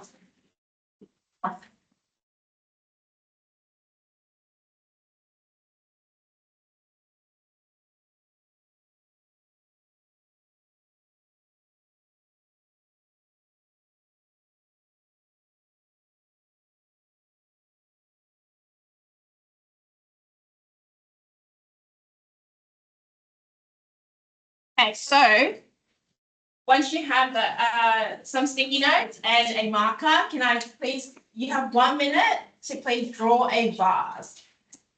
A vase that you put flowers into. Just draw it. Don't think, just do it. Sorry. Draw a vase. Yeah, draw a vase. Doesn't have to be pretty, just draw a vase. Explain all the steps again. Because I think, because then it has, I was like, 1 minute. Okay, yeah. I've got time. Yeah, no, so 1 minute. Yeah. About it. That one? Yes, you'll say. Oh, no, I think you're now. Yeah, but like so explain it in 1 minute. Oh, okay. Is that the one? No, I think so. I've been thinking of the All right, so everyone good? So the time is on. We got to give them a minute. No, I'll do it. No, I'll do it for the next one. Yeah. All right. So on a new sticky note next to the vase, write 2 purposes of the vase that you've drawn. Like, why do we have vases? Yeah. Why? What is it being used for? Flowers, smelling. Oh, Martha. There's a couple here, but they're for they're whiteboard markers. I don't know if they're any good. And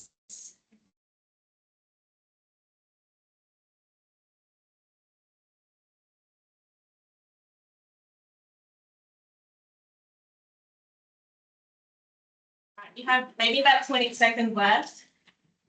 That's a good time to practice your pulling down and or side, if the down is unnatural, pull sideways, yeah.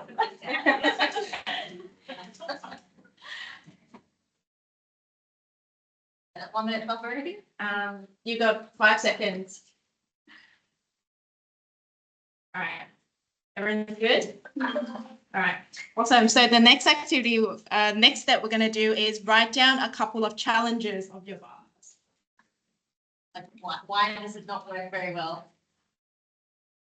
If you have a vase at home or, you know, if you've ever used one before, think of those times whenever you had challenges. It's allergy.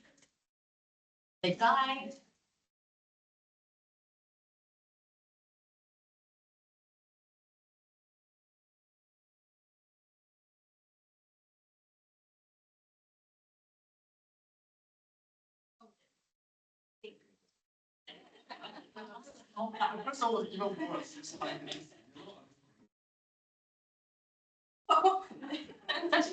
We'll blame Sally. All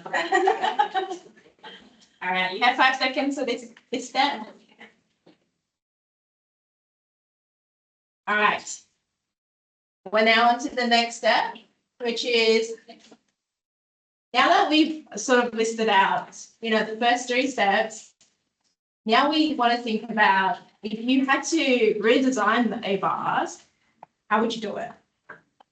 So on your sticky, draw a new type of vase. Think outside the box. It doesn't have to be a vase either.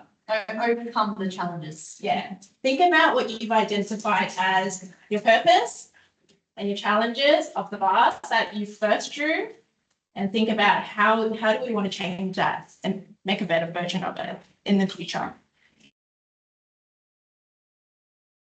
Purpose was to look at something pretty, it could be a photo. Purpose was the challenge was to allergies, then it could be in behind glass. There's all sorts of ways you can talk about sometimes. That's right.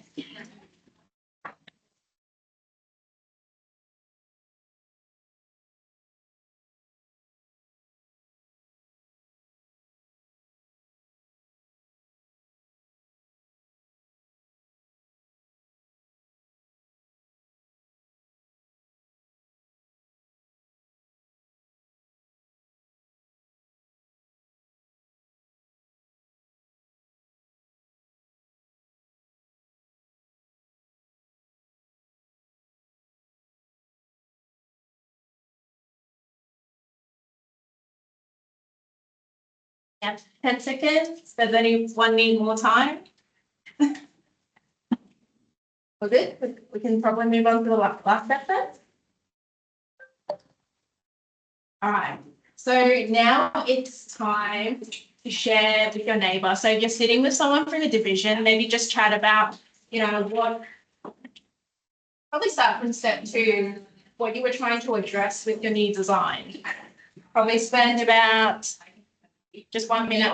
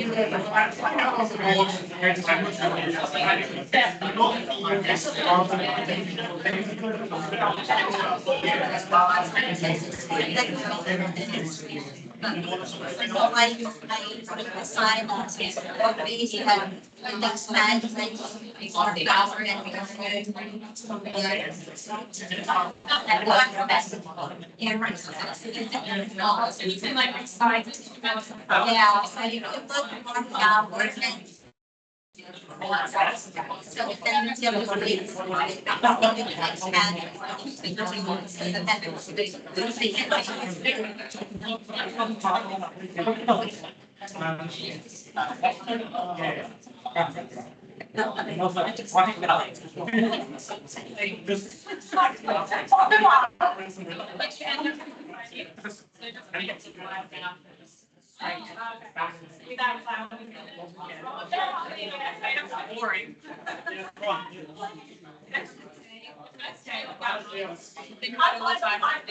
of those things I heard while walking around the business, some residents.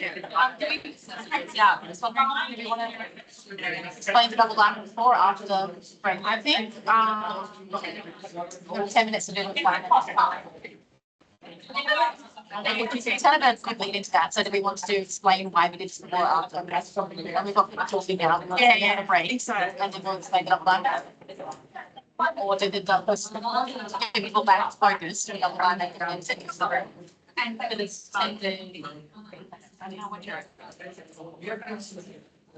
maybe we do this, like the explaining that, and then before we the double diamond and things like that, we get into why we're doing it. So maybe with a break slide before sometime. It's there now. Yeah, let's come back to this. Yeah, I'll bring the I'll put this break. I just put a break slide. I'll put explain the plan. Okay, so you do this bit first. Yeah. All right, everybody, let's come back. Thanks for your attention. All right, so thanks for sharing with your neighbor.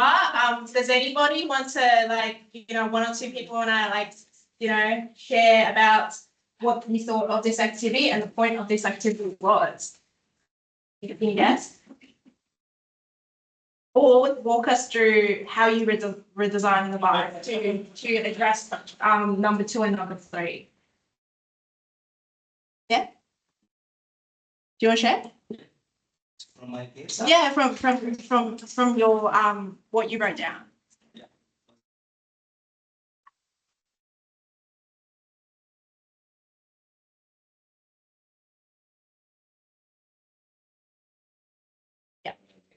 Yeah. Yeah.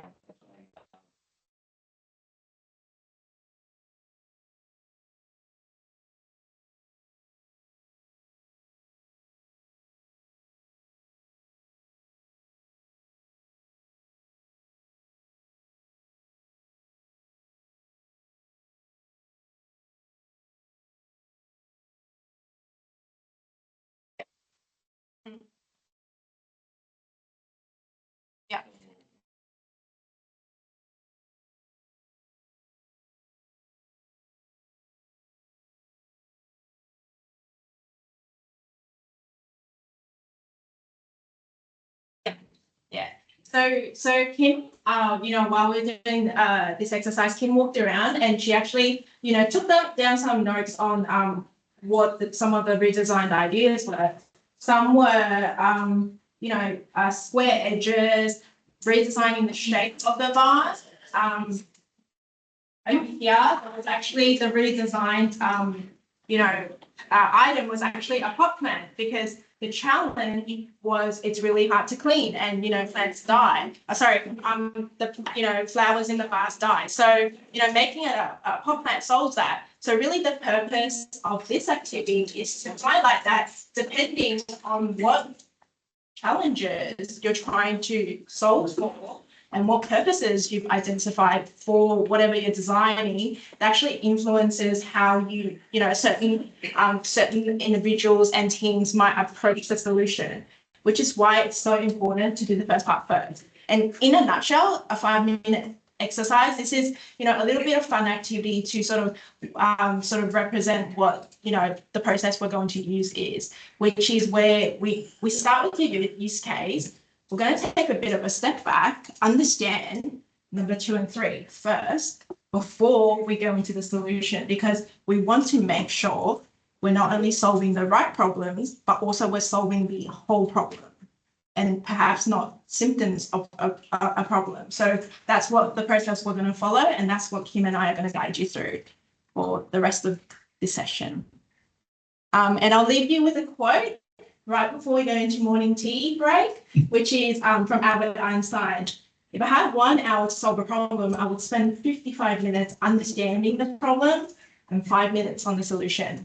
And like, you know, as Kim set the scene this morning, you know, we are, you know, on the same page in terms of technology. So we know what's available to us already. Now it's about understanding what else there is feeding into the problem. So I think there's one more slide before the break slide. Oh, okay. Oh, yeah. And this is the approach we're going to use, which we'll go into detail in more detail after the morning tea break, but I'll leave that for you guys to peruse if you wanted to read that. So how about we take a 10-minute. There's a slide for the break. So if you guys can come back by 10:40, that would be great. So it's 10:30 now. So 9 minutes of 20. You've got food in the back and be back in your seats by 10:20.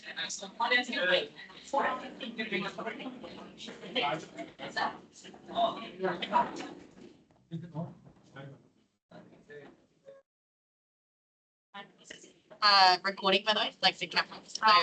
So you know, see your face on just FYI. Oh, okay. That's enough, you need that. Well, I think I realized I don't. This is, yeah. Bring it towards the room, we can make time. Yeah, that would be nice.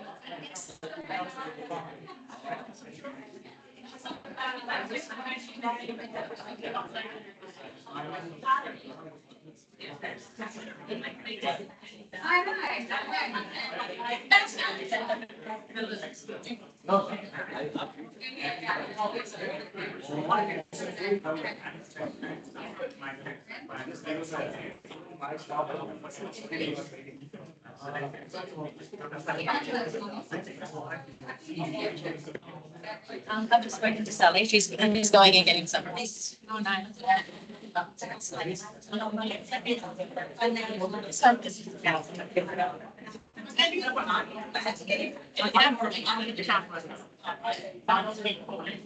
We go like this.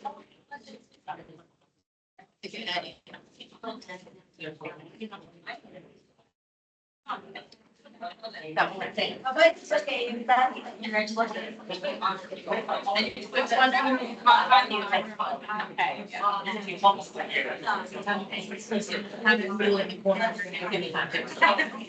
That's good. In the. You're gonna solve the time. Are you doing the rest of it? No, I don't think so. I'm handing back to you. Okay,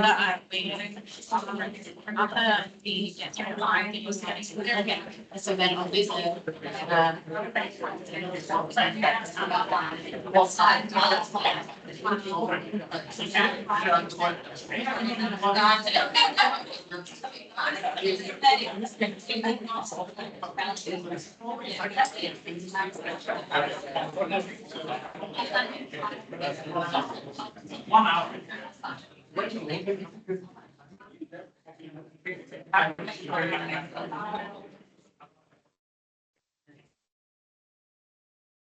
Just touch. Yeah. Just don't let mine die. So we do a very crafting that, and then those are in it, yeah. Yeah, and then we'll talk about this. So when we get to here, am I just thinking of? I think so, yeah. They're just like doing the establishing, and then I'll expand. Yeah. I think so. Yeah.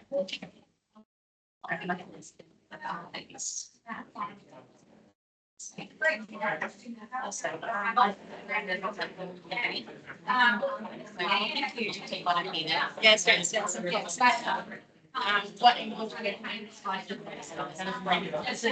it's the lions. Getting rid of the brain itself. Yeah.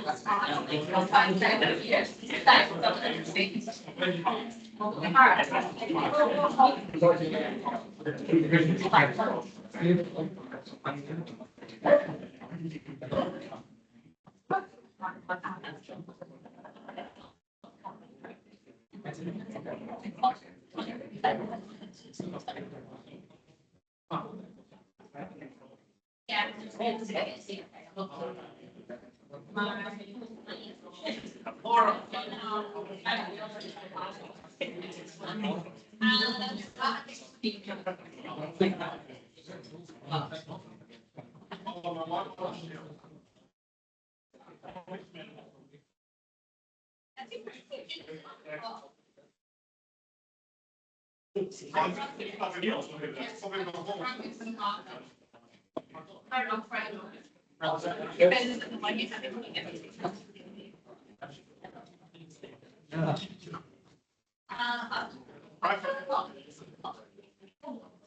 You're right here.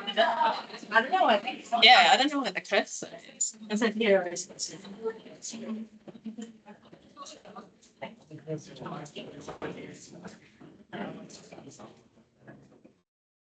I don't know, is yours not? Just bring it back this way.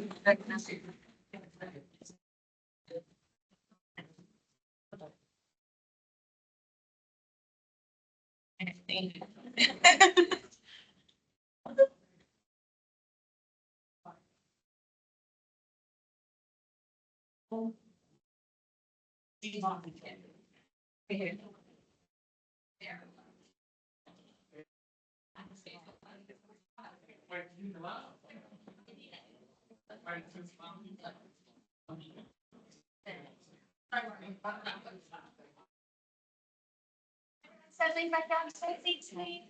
Oh.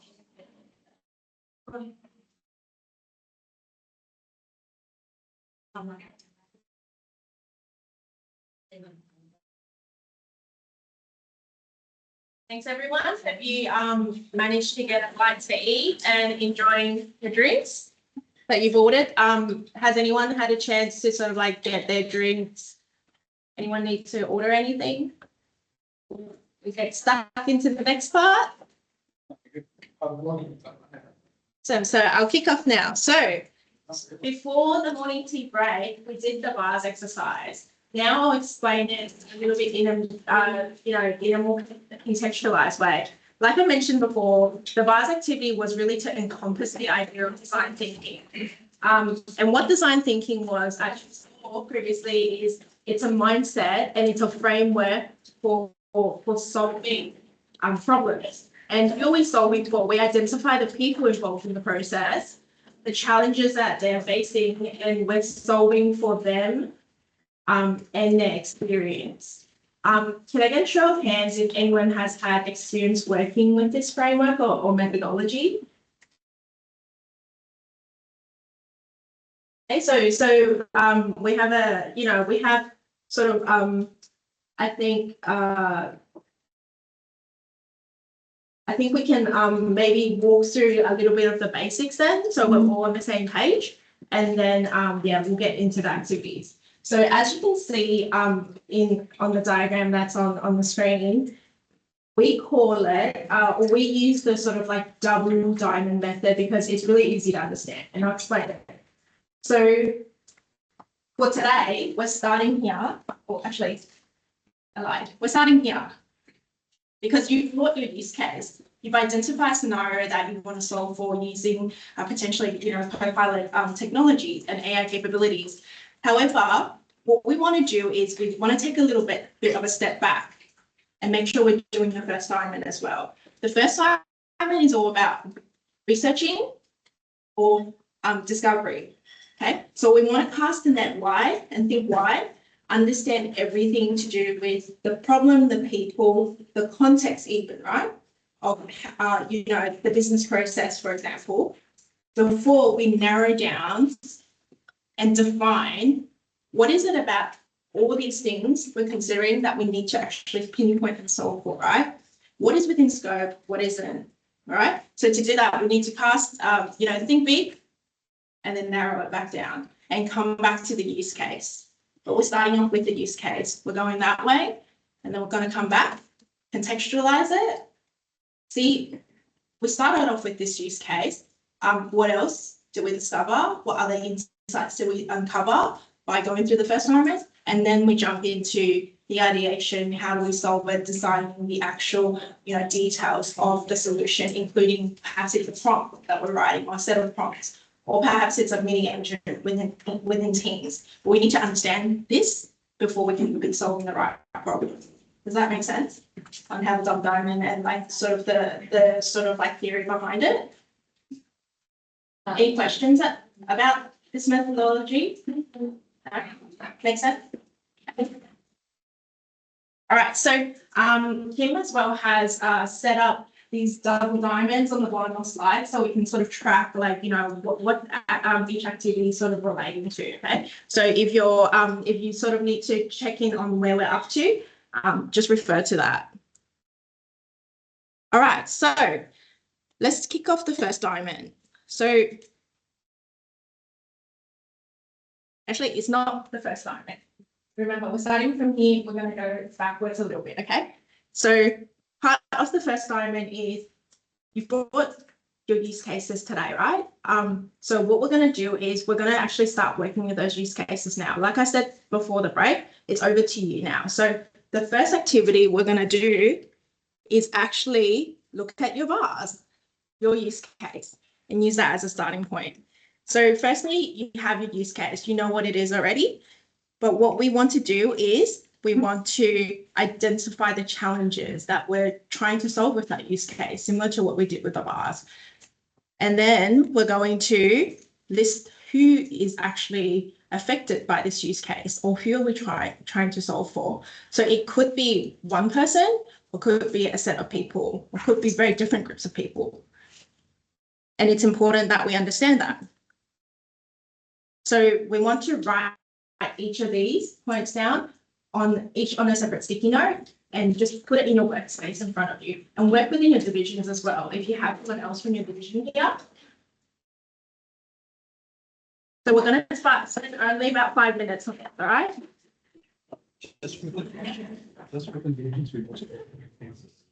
That's fine. Yeah, so safety, do one set of this for each in one case. Yeah.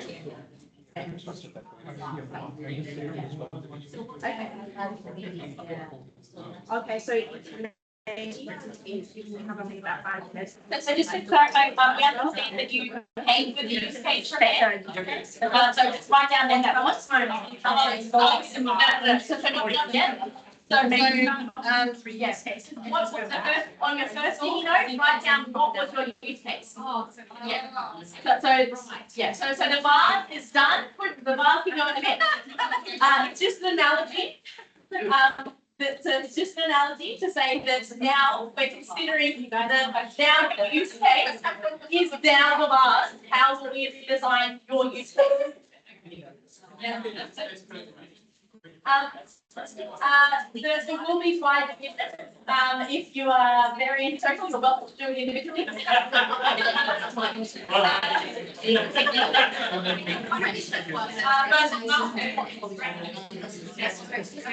there should be very sticky notes.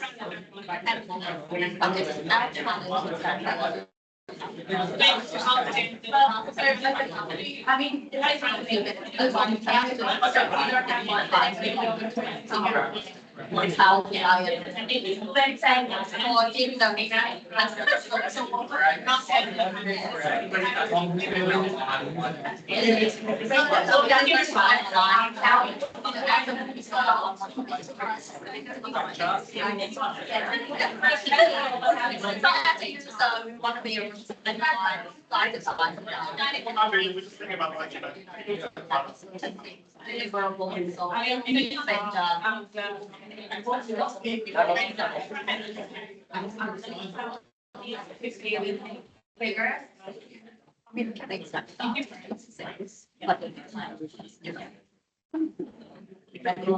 So everyone should have 3 sticky notes.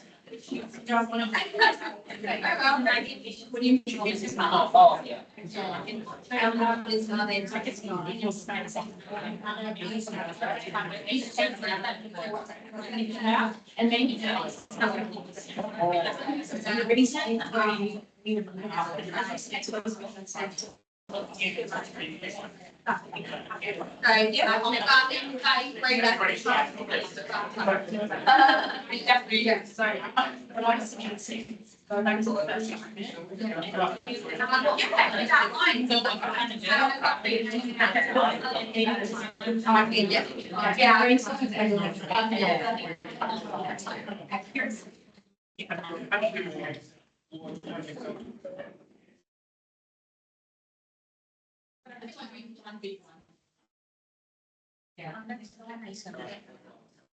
As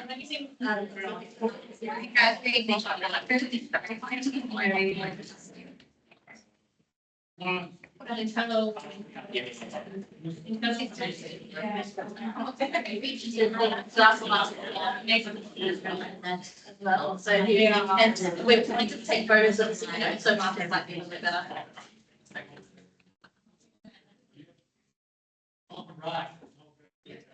The marker might be a little bit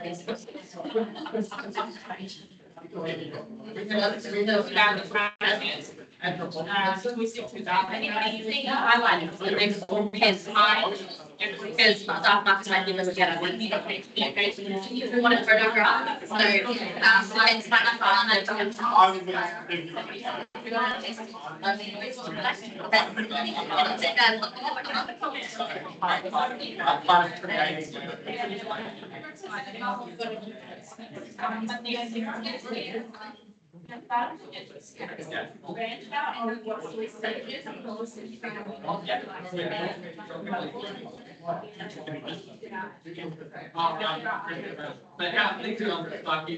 Everyone's got 3 sticky notes, very tight timing.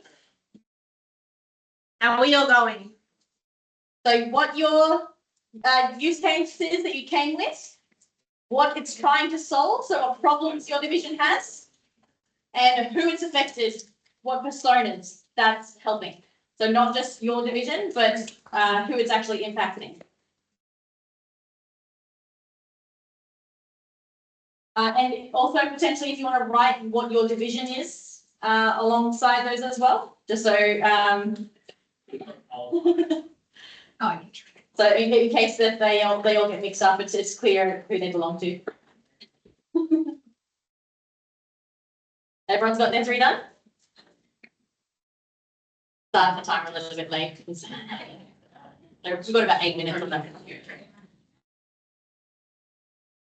Does anyone have any questions as well?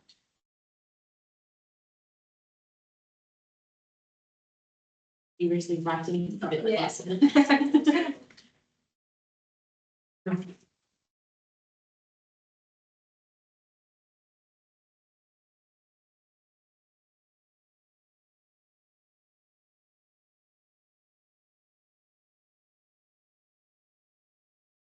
Setting the baseline of what we're doing and then we're going to expand.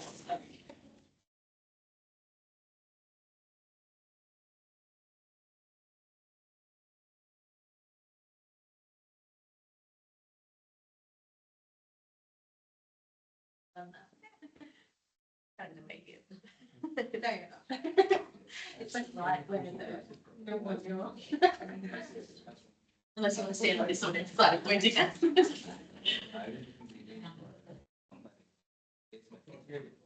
Looks like everyone's finished writing. Maybe end the last 30 seconds. So. All right, guys. I think are we good to wrap up, or we're still writing on our last one?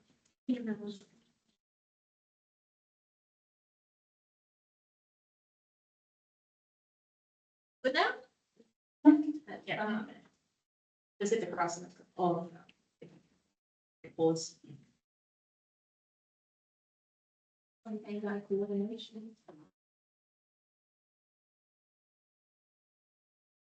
right. So, yeah. So, as you can see here, so keep your use case and the other stickies that you've identified, just keep it within your workspace. Okay, we'll come back to those.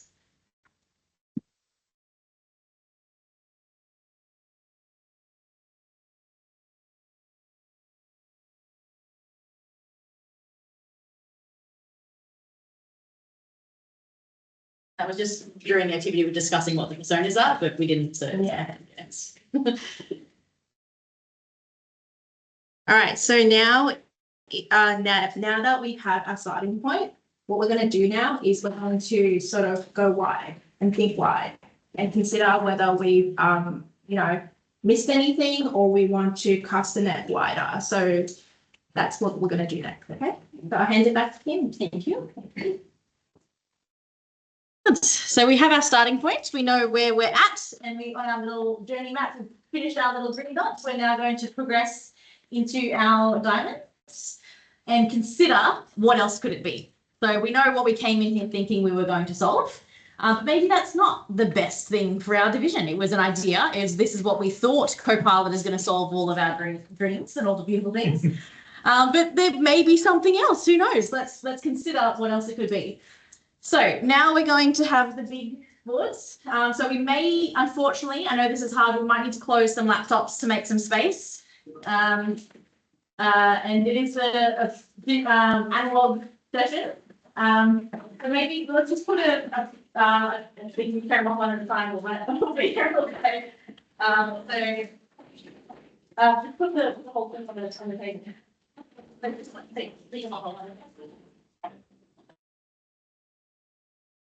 So again, we'll need to clear up some space because we're going to be working on the big board. And alternatively, if you would like to, your division can work on a wall because they are sticky. So you can turn around and work on the wall if you'd like. Yeah? The wall's not very flat though, so. They're sticky at the top. So if you want to put the paper. Okay.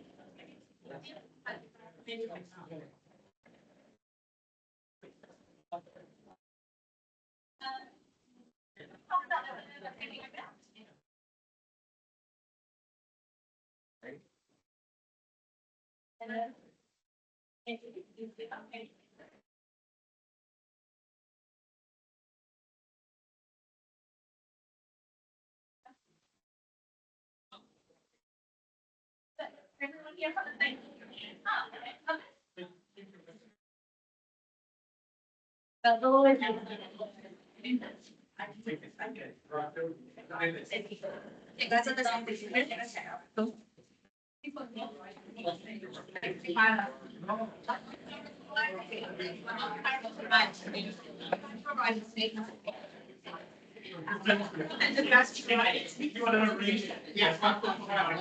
before we start, those groups who have dominated on the wall, I suggest you actually get a marker, do a little dot, and just make sure you're not bleeding through to the wall, please. Just do a little dot, just make sure you're not going to bleed through to the wall. And if you are, you can light a marker. Because I don't know how much it's paid for space, but it probably doesn't tell me anything. So if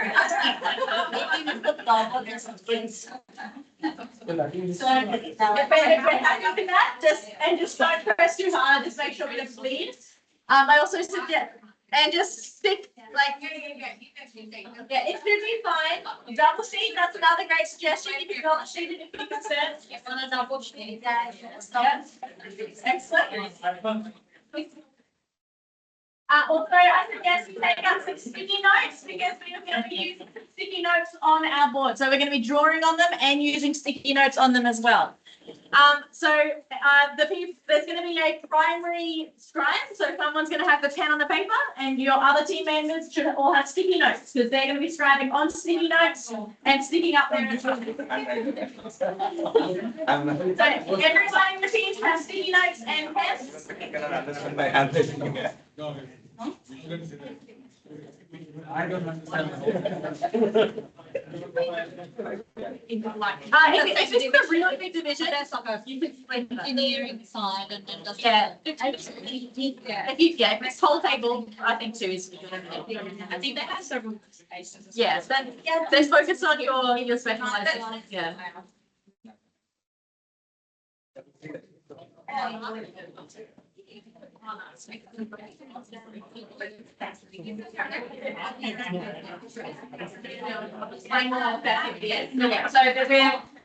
So our use case is off to the side, we're discarding our ones.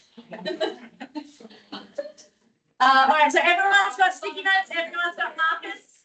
We're putting our lot up on the wall. Brilliant. All right, so ears on, ears. What we're now doing is on the flip chart paper, we will now actually be thinking about what your divisional key responsibilities are, keeping it high level what your actual responsibilities are and the whole process is. So across the top, it'll actually be high level processes. So HR, like hiring people, keeping them happy, really high level processes in just across the top. So what your responsibilities are, what would be the tasks on the job description sort of thing, what falls within your remit of accountability. Just very high level. You can stick them on sticky notes if you like, or you can just write them across the top. Just a few, and if you have so many, you can use multiple sheets to go across there. But that is the first task, and we are putting a timer on to just think about what your responsibilities are. Timer has started. Just what your divisional responsibilities are.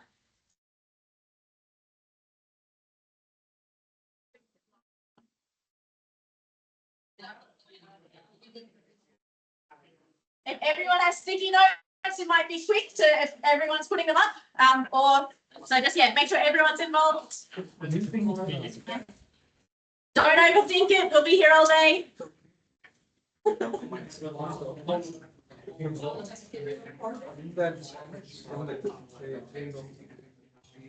And keep it at the top because we're going to be filling in the bottom of the document.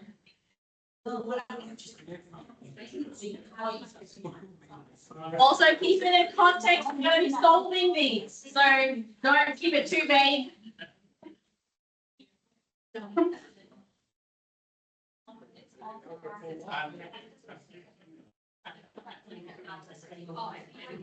What are you responsible for?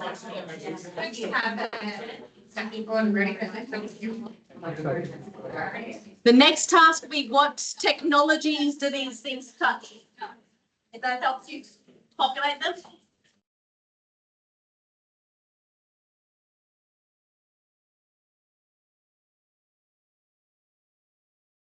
Just adjusting finance. So, question was finance for the processes and techniques. So, this case that they came with was specifically for the process. So I said, okay, why don't you, for this exercise, tell all of them the questions that's the month emergency period. So I've said, let's focus on what's going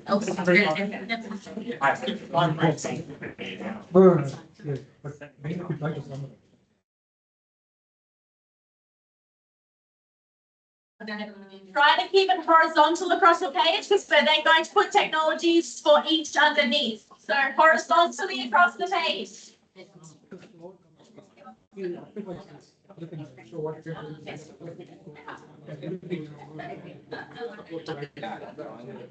So each item horizontally across the page is that we're then going to list underneath them what technology that process touches. So like on my diagram here, each blue one is a new process and each yellow is the technology it touches.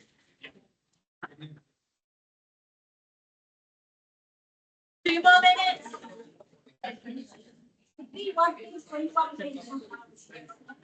Yeah. That's good. Sorry.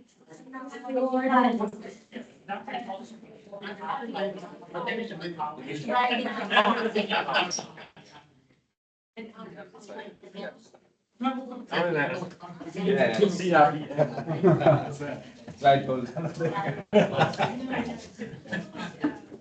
90 more seconds.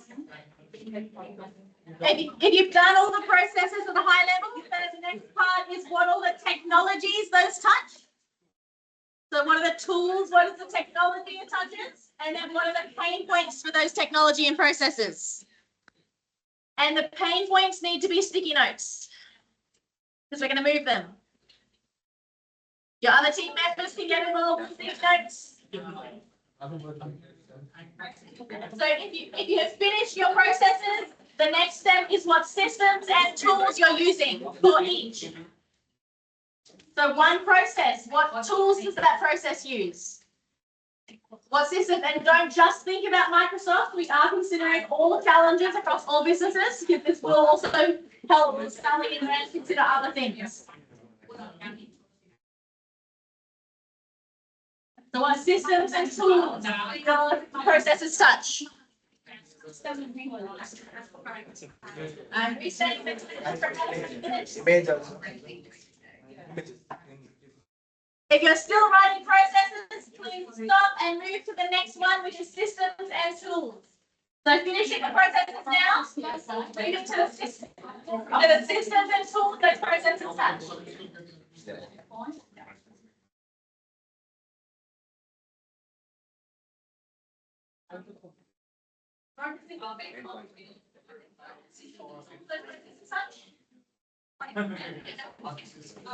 It's tool pen by. No, I thought it's just like this. So page solution across the sector.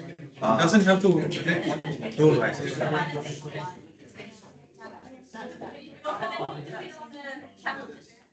have to line up one. Just general page. Yes, challenges that relate to those processes. Time for issues.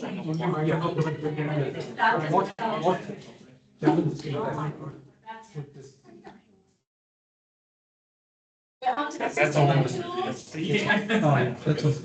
First thing is resource center. Skill set, right? Skill also.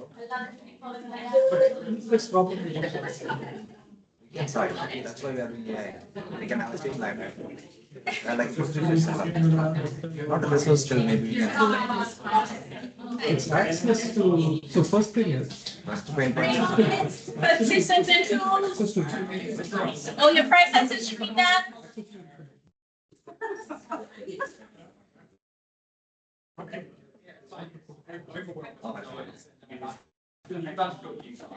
Access to the. So something saying.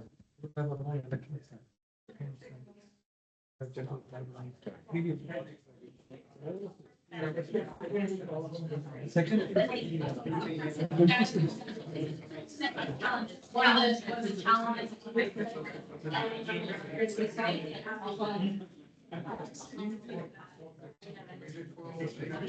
If you have finished your systems and tools, the next step is what are your pain points? What are the challenges? So what is the third section is what is the pain points with those systems or with those processes? You can also consider what could be better. So what's some goals for those systems or processes?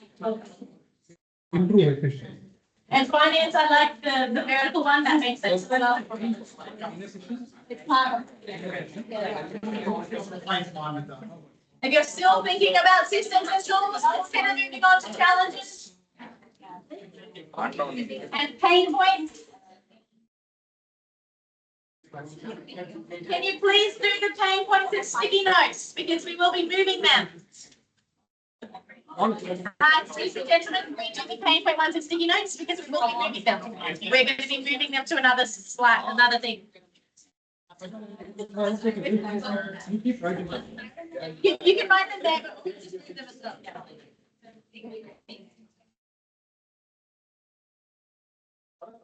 Yeah, that's fine. Yes, definitely.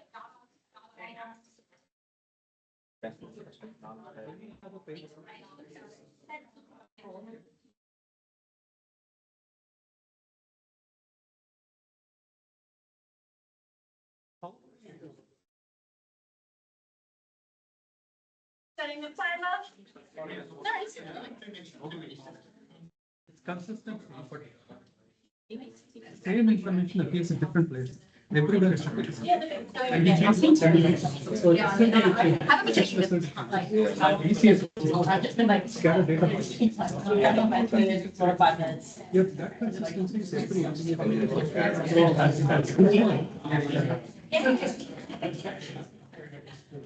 Yeah, I got it.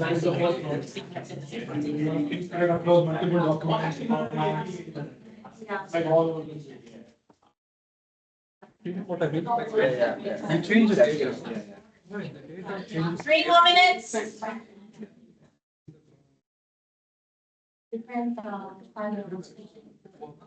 No, just think about your current use case, think about all your considerations, challenges, also think about goals. If this is a utopian scenario, what could potentially be better? I know it's a very quick process.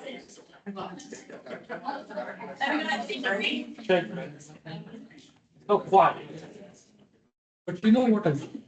Try to think about it in the context of Copilot, because we're trying to think about some ideas here. But don't just limit yourself to Copilot, because anything else that flows up the back of that will help your IT team. It's the uniqueness of the data. Consistent across all programs. Unique data consistent across all programs. 2 minutes. Every protection is. Yeah, that's what.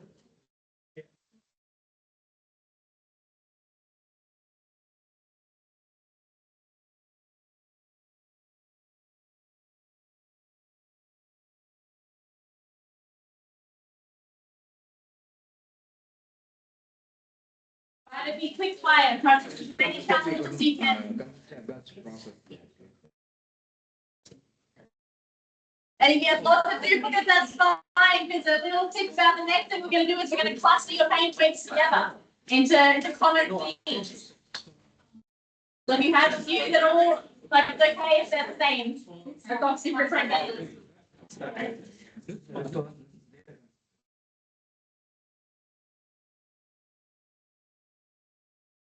I hope to see a few clustering your pain points.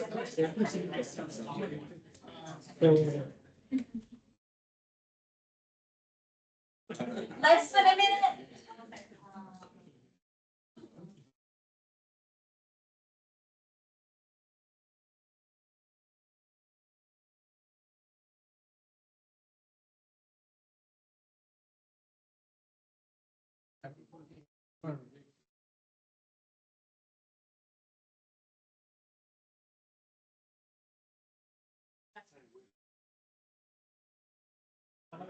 With the top argument tasks.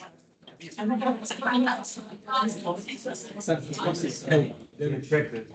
want to pain points? Start at 90.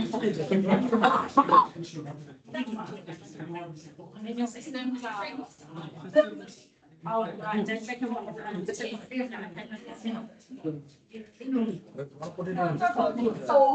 To know.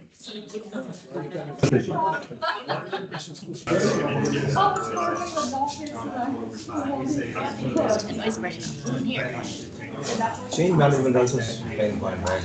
All right, so that time is up. How you are managing the changes.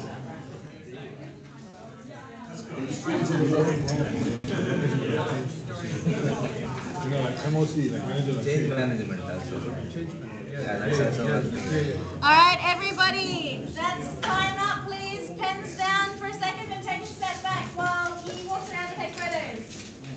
Yeah, we can put You take it. Where did you go? I got it. You got it. Taking who's ready first? She's gonna start with you. Who's done? Good. All right. Start there. Excellent. We're taking photos, so pens down. If you've got the 20 seconds until Yi gets there to add something else. We're taking photos, and then the next thing we'll be doing, I'll explain the next step as she's coming around taking photos, is we will actually then be clustering your challenges. So we hope that you got a few, at least more than 5, a few different challenges across all your processes and across all of your tools. We can just be listening for a moment, please. So the instructions are, for all of your divisions, we'll have a new flip chart now. No actioning, just listening for a moment. We'll have a new flip chart, and we will have your division's name across the top. This is one that we're going to keep. So we're going to have your division's challenges. And we're then going to move all of just your challenges sticky notes one at a time over to the new one, and we're going to cluster them and to put them things that are closest together, and then we're going to circle and name them. So we're actually going to say, well, these ones are kind of similar, these ones are kind of similar, and group all of your challenges together to find some themes. You might only come up with 2 themes, so that these are the 2 big problems facing our division. Or it might be that you only have 5 and they're all completely different, and those are your 5 challenges that are facing your division. But if you have 20, we want to get them down to, I would not hope to not get more than 5. If you've got 1 or 2, they're all the same, that's fine. But the goal of this is to reduce across all of your processes and all of your technology. Let's cluster those challenges, and we can have some circles around them with nice big written names on them, with your sticky notes within those circles to say, these are the types of problems that face our division.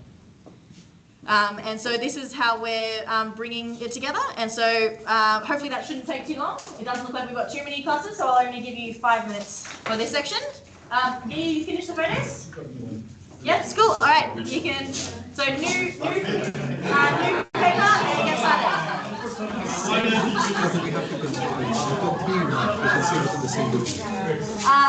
Within this, so this is engineering, that's procurement, that's project management. yeah, different disciplines. I would say keep them simple. Yeah, we can have different use cases. Yeah, that's what I'm planning to do. Yeah, I don't want to waste time. We have sticky notes, so no need to have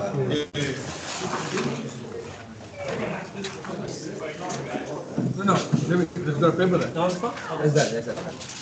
Let's put on bang it. No.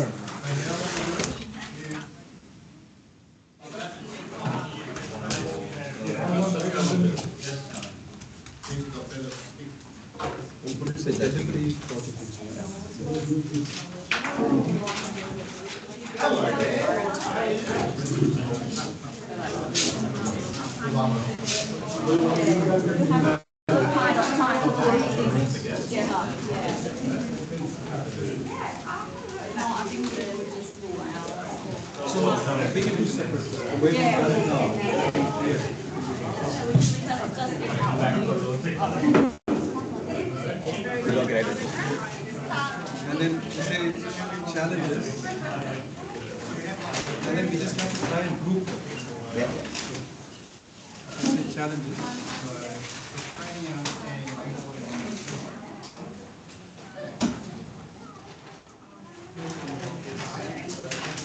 And we have to try and cluster them.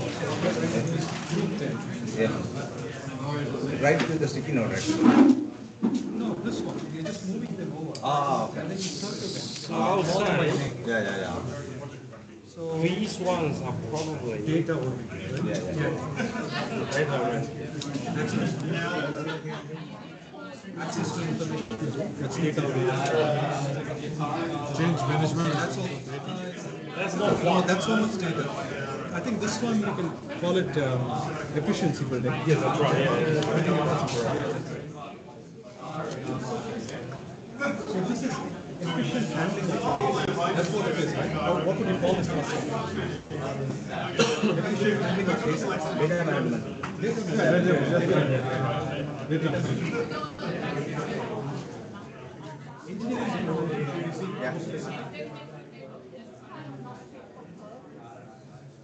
And these ones can be This is all together. Yeah. processing. Again, specifically engineering. Yes.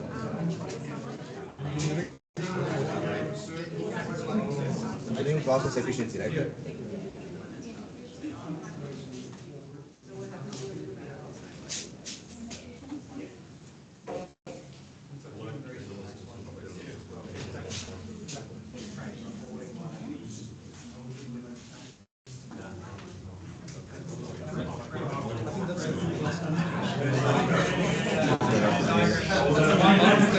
Everything else comes with it.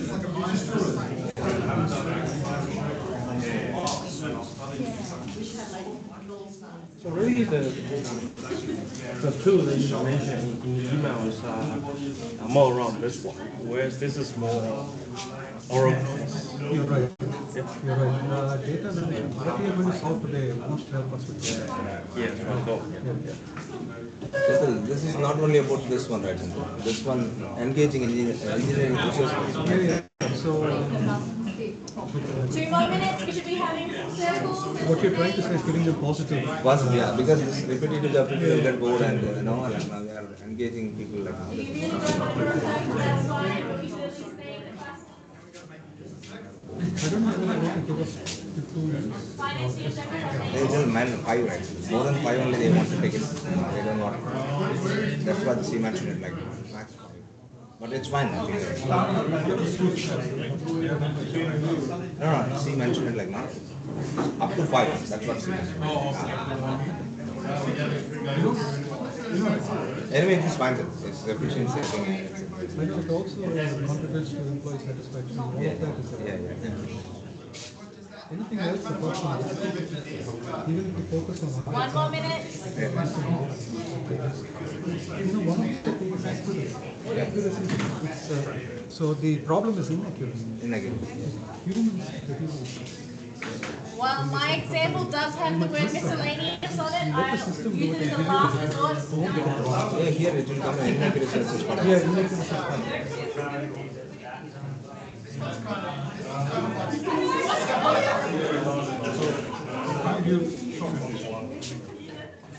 Like change management. For example, we are changing the portfolio. So we just change it. We don't have the Alright, 20 more seconds. We have, but it's not effective. Yeah, we have something, but it's not like a. What Sean is saying is more right, changing one aspect of it and ensure the rest of the systems are back. Whereas I think when you have it in email, it's more how do you track changes within a single company. Wrong tool is These are two different things.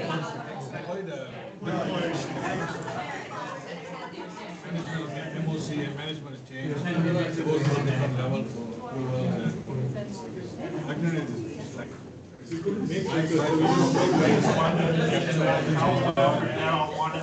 So right now there will be there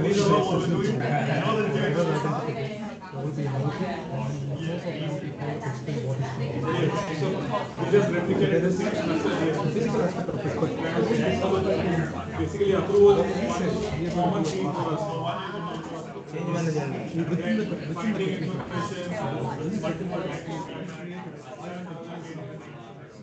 or for a different version of the previous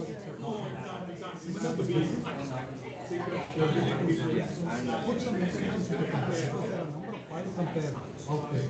There is no fact Alright, plus in it. pens That's not down. smart. We're going to do another photo round. Alright, so everyone take a step back. We're going to take some photos.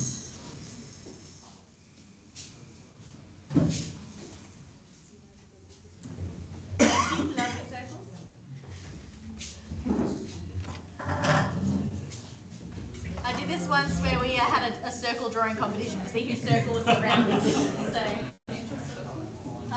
there's definitely some non-circles, but I don't see any beautifully perfect circles. I think finance has some pretty round circles.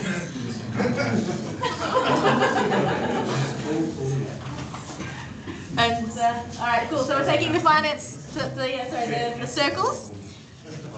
All right.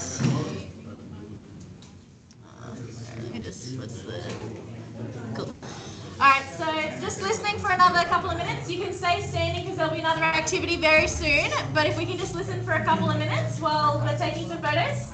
If we can just ears to me, please. So, all right, so that's been super exciting now that we've had the chance to expand and think about our day-to-day lives and everything that you're working on within your divisions across. And I know you could probably spend all day thinking about your challenges and your problems, and you couldn't possibly have done that in the 20 minutes that I allowed, but it was great to just think of some of the key real pain points that you spend a lot of time from. So across the diamonds, we've done the big and think, oh, big picture, what else could we have been solving? Now the next step is to try to reduce those possibilities across all those challenges and all the things that we could be solving. I just realized my time is in the way. Sorry, let me move that.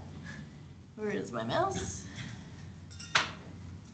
Get out of the way. Is to then reduce the possibilities. So to come down the other side of the diamond, and to narrow back down to a use case that we really want to make sure, are we solving the right thing? So let's narrow that down and validate we have the very best use case in mind. So we'll come down the diamond. So now the next thing that we'll be doing, just wait until we've explained the full task. So the next thing we'll be doing is actually unpacking the value on what it would actually provide value to your division if we were to solve those use cases and if those things actually magically went away.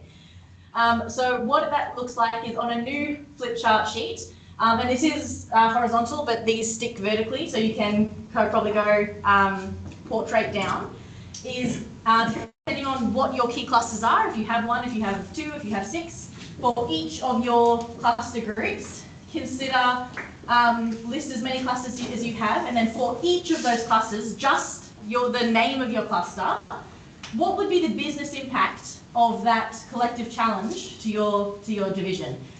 What is the impact to those problems is the actual impact to your division and potentially to the wider organisation? And imagine those impacts were resolved or improved. How would you know that they were improved? How would you actually be able to track those improvements?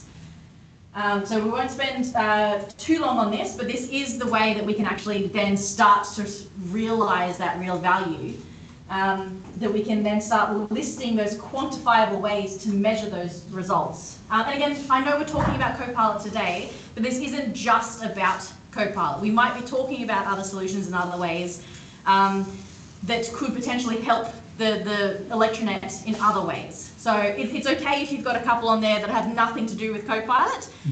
So hopefully a couple of your use cases will have something that Copilot can automate. So do try to think about some ways in which we could measure automation, documents, approvals, chats, and all sorts of ways, considering the technology we discussed.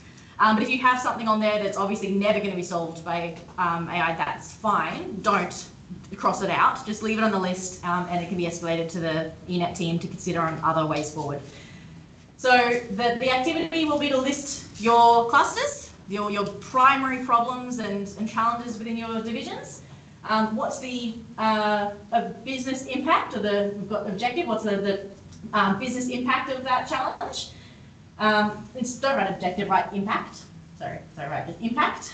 And then what would be the key results if that was to be improved?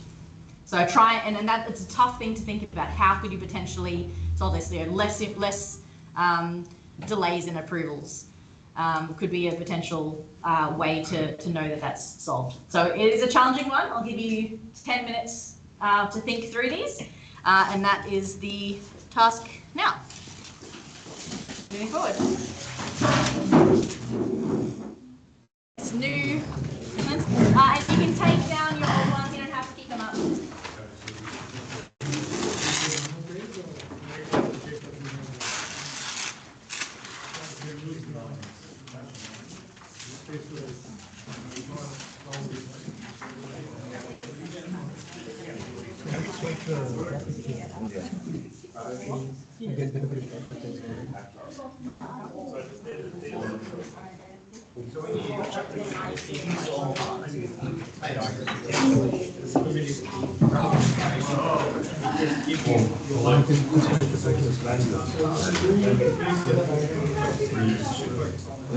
Write the first one, engineering data.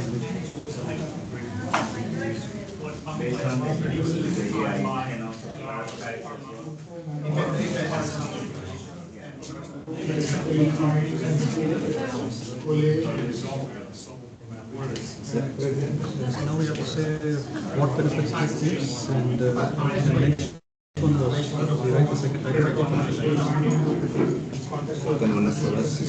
The way we process it. I think the best is so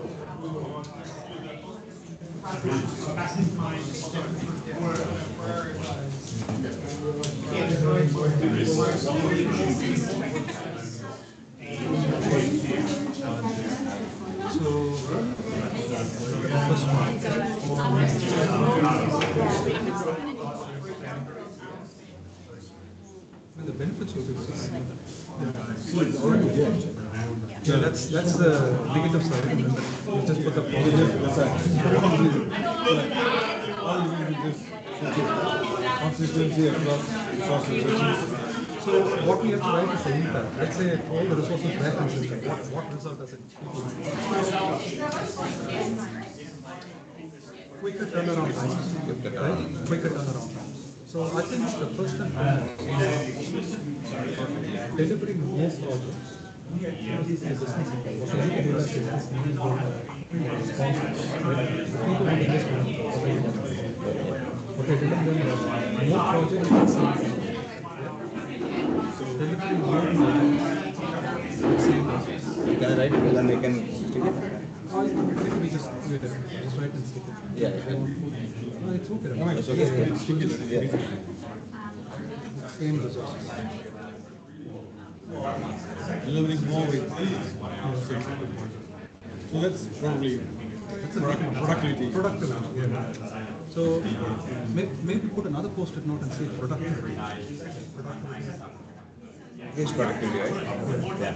How do we have that technology? Productivity. Right, that is CapEx. CapEx number. Just put an arrow up, say more CapEx. Just put an arrow on CapEx. That's CapEx. That's it. Productivity increases the CapEx. What we can do is access to So you're producing quality work. quality work. Yes, quality work. Delivering is time. Yeah, quality. High quality. But if you tie it back to engineering deliverables, It's like accuracy will give you like more contract wise also like less variation or this kind of things like that. So we're saying is high quality is not a business in its high. Quality will be. I want to tie it back to business. So the exit was to research. Yeah. They're going to sponsor this. What do I get? I get more projects, same resources, I increase productivity. That's the risk. Less dispute. Less dispute. Because when you look arguing with the project, that's even a lot because data is consistent.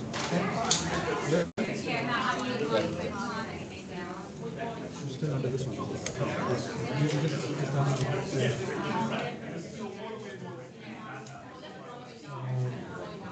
Quicker contract turnaround. That's also like contract turnaround. So that is basically this one. Same Delivering more projects. So more is time. What we're trying to say is focus attention. So we're taking attention from this to more valuable things. What matters? New technology evaluation. More detailed design. So maybe we say Shift to value-based tasks. Shift to value tasks. Aligns with our ElectraNet values. What matters most? So remember, each cluster should have an impact, and then what the results would be if you were to solve that. What's the business impact for each of your?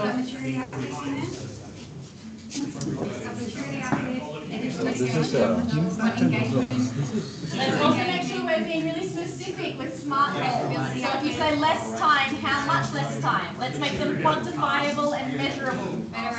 Specific goals, measurable goals, achievable goals.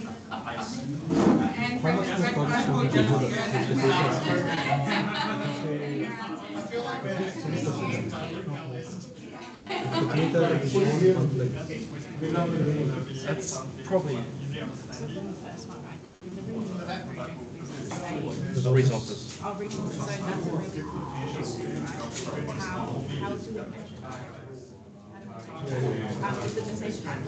Can percentage increase in More time available, how much more time available? And who will have that time available? How will we know that it's a success? Maybe we'll say, deliver X percent more 110% project for efficiency, 110% is or something. 10% extra. What you're saying is 10% more projects. If you are delivering 10 per year, deliver that. So you just put 10%. 10%. That's it. And less number of disputes in terms of 50% reduction. So let's say 50% less RFIs, 50% less RFIs, and variation. And variation. That's it. Yeah. Increased capex, obviously that is 10%. So we can say 10% here. And shift to value-added tasks, here you can say IDD, in-house development. IDD. Yeah, that's it. Yeah. Now let's do this process efficiency. So by doing that, employee satisfaction. Yeah. Employee satisfaction. And we'll say engagement score. 2.5 minutes. Yeah. Engagement score. Yeah. And you can say engagement score. In engagement score, there's a question that relates to process and systems. You just say engagement score dash process and systems. Process and systems. And then you put an up arrow. You say that score has gone up by 10%. It's going to be very tricky to actually quantify this. Satisfaction, like, People trying before they make the decision. Change management, It's probably also higher quality output. Change management, one how do you thing. measure that though? Change management is interesting. Like if you effectively manage the change management, actually, again, more delivery. This is also part of this control. So maybe we say Less to aspect, or I think less change in aspect. So what that would mean is, so think about it. Delivery efficiency, like aspect accurate, goes to assets. So create a customer experience, better customer experience, and then you can say in brackets assets. Yeah. Satisfaction also. Yeah, assets. We'll put the cycles because this is employee satisfaction, and then I can just put an arrow. That's it. Yeah, and then you put that label here. Assets. Yeah, and now we have to quantify how much the errors will come down in asphalt. So you say asphalt errors, the new sticky note. Asphalt errors down, at least I would say 50%. Yeah.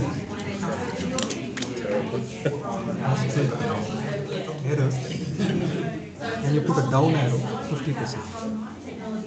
Down, 50%. Yeah, that's it. We'll put a arrow. Arrow, that's it. I think this should be the Those are the main most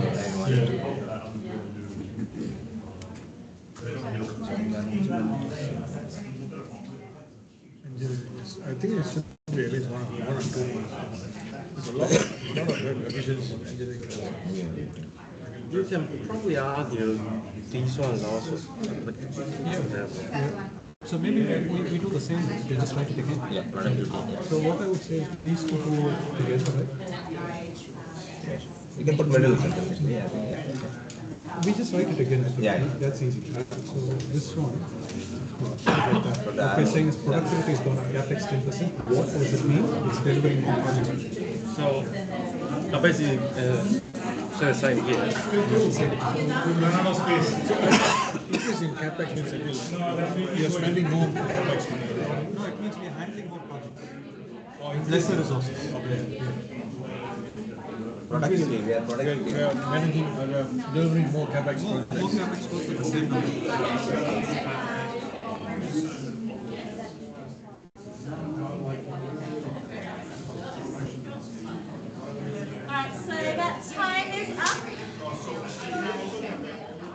is everyone done?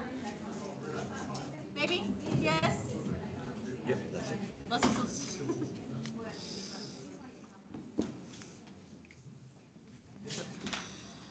all right, so now I forgot to put a photo slide after this, but Yi, if we can take, where is it? Sure, there we go. You're too short between the and those. We can step back and we take some photos. Yeah, value. All right, can we get some listening ears on, please, people, and we'll explain what the next thing we're going to be doing is. I know there's so much value that we could be extracting out of this, and it is one of the key activities that will be driving our conversations tomorrow and the next day. Because when we'll actually this conversation is when we're really narrowing down and we want to get to this center point where now needing to decide what are we actually going to solve. So hopefully in that exercise you saw the value and you have these groupings across all your different problems across your division and the ways that you would see real business value. This would save 8 hours. This would provide a complete compliance side of things. And you can see the ones that would provide real value for you. So the next step that we're going to be doing on the flip charts will be a how might we statement. So this is, I think, our last activity, or maybe a second last. I think it might be our last. Where we're actually then figuring out, well, how might we actually solve one of these really valuable processes? So the really, if it's training for, people are really struggling to get this information from our team. We're really struggling to find this information, or we can't. We're really vulnerable when we're sharing this data. How might we protect our data when sharing it across the information for our teams to find this information so that we achieve the compliance standards across the industry. So how might we, new sticky note, if you don't need to take them off your outline, how might we, and this is kind of the opposite of your challenges, how might we improve compliance? How might we reduce the time we spend on it? And how might we, the opposite of what your cluster problem is. So whatever your chosen problem is to solve, this is now essentially a new use case. This is kind of what the key point is that we're really wanting to solve. And what we will then be presenting and talking about in our Copilot sessions, focus points, to say, how might we solve this particular problem? So we do want to consider all the technology points that we presented of what is possible in Copilot. So when you're looking at all your options, if it is connecting to the data outside of Microsoft, we won't be able to solve this one. So look at your particular challenges, choosing one that is within the Microsoft realm, within the realm of possibilities for us to solve within this engagement. How might we reduce or increase compliance? How might we speed up the approval process for our managers so that approvals are returned faster by 50%? Trying to make this last one that value piece that we just spoke about then. So we want this last one to be the desired outcome. This middle one, who it's being solved for, and the top one, the heading of what it is that we're trying to achieve. So, and this will then be our single how might we statement that we're actually going to be our new use case that we'll be presenting for the division. How might we improve approvals for our managers to reduce time by 80%? And that's going to be the use case that we present tomorrow or the next day when we actually say, well, this is what the agent we would create in Teams looks like. This is how we would actually create a chatbot to talk about your policies. This is how we would connect to Excel to analyze that data for you. So this is now when we're trying to solve that problem. What is the problem is the right problem that provides the biggest value for your division, and choosing the right one for us to solve. Considering all the ones we talked about, what has the most business value for you? So if we can create one more paper and just have 3 big headings, how might we so that? You could have a couple of options up there if you want to consider it and debate on what the best one is. And then once you come up with it, you can write it in a total thing at the bottom. How might we?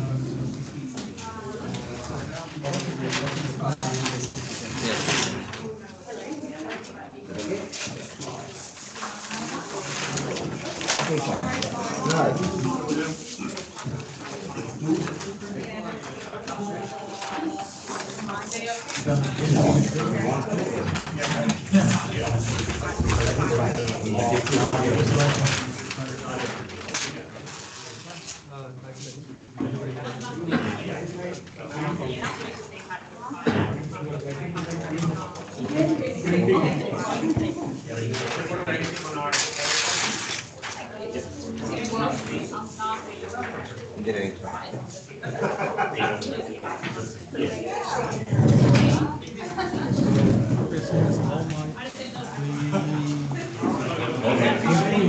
Engineering data management. Yeah.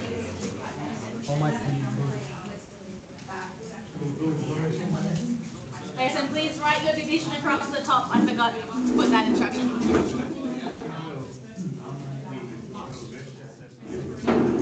Division name across the top too, please. Management and engineering. That's okay. Yeah. How might we increase? What is Use it in the same form. Or here you can say for project engineering. Yeah. For project engineering.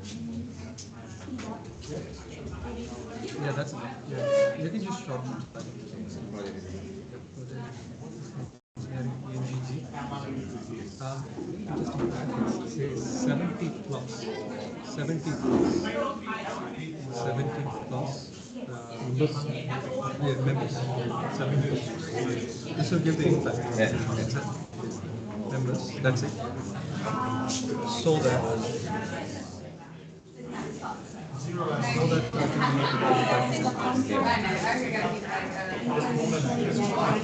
value, consistency, the outcome that we can work consistently. it's just Quantifying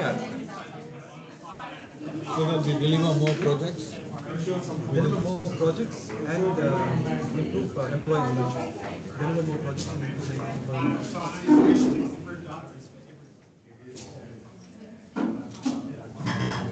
there's an idea with value added. That's what we are improving. Shift identity so that we increase and focus so that we increase productivity and focus to value addition. Increase productivity.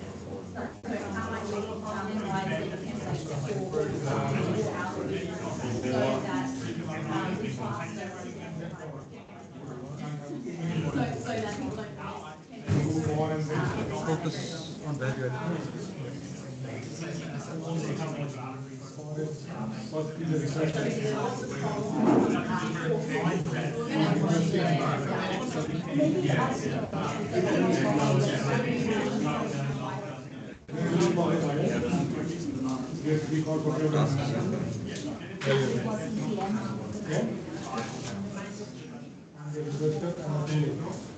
But one more. Yeah, one more we have to put for the other one. But this one, how do we tie it back to what we are writing? The thing that we are writing, drawing management Data management is identification, right? Actually, we are first one is image capturing. Should we just underline this with a different color? So what do we mean by data? For us, data is because if they only read this, you have to still know the context. So if you just underline data, you write it there. Maybe in a smaller size, and just explain what data is. Data is for a drawing and for us, it's drawing. Oh, below this. Sorry. Oh, yeah, yeah. We can write it. Drawings and reports. That's it. Because we need to drive back. Right? What's data? We can put it like a data. Oh, Yeah. yeah. Ah, it's okay. Yeah, yeah.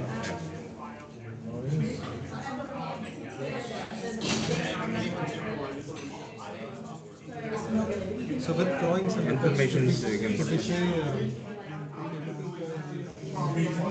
metrics, version control, I think that should be okay because they are looking at very high level. Yeah, information under drawing is mainly we are looking for information, consistency of information and right information to put it in. That's why we are reminding, data and optical, like we are going to check it out. Again, some metrics. So metrics is some template or some checklist or something like that. That against that one we are checking that. So like ECS and CES will come under. It will also maybe what they want is sort of this high level. Then we can do it. One more for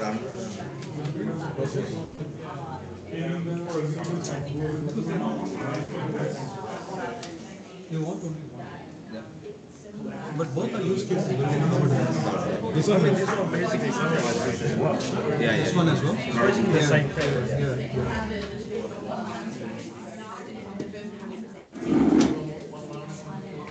So that's all we want, right? We want to focus on it. productivity will cover all efficiency.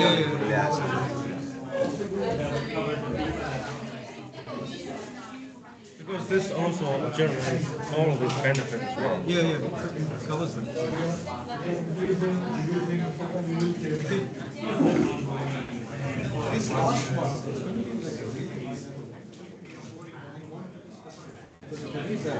We want to be able to, so the goal tomorrow is to say how are we actually going to build something, how are we going to solve something.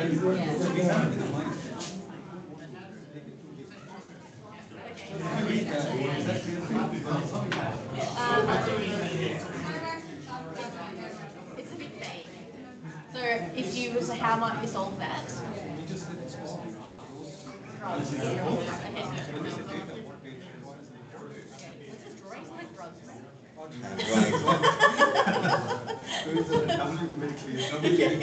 Sitting inside a jeep.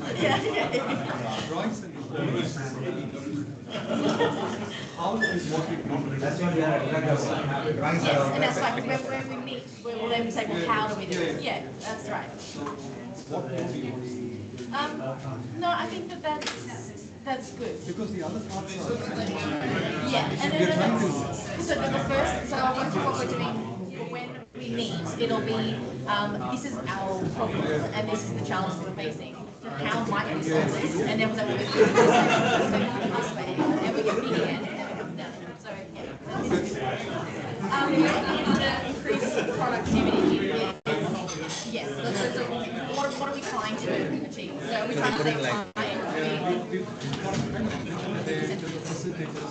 yeah, okay. So just so that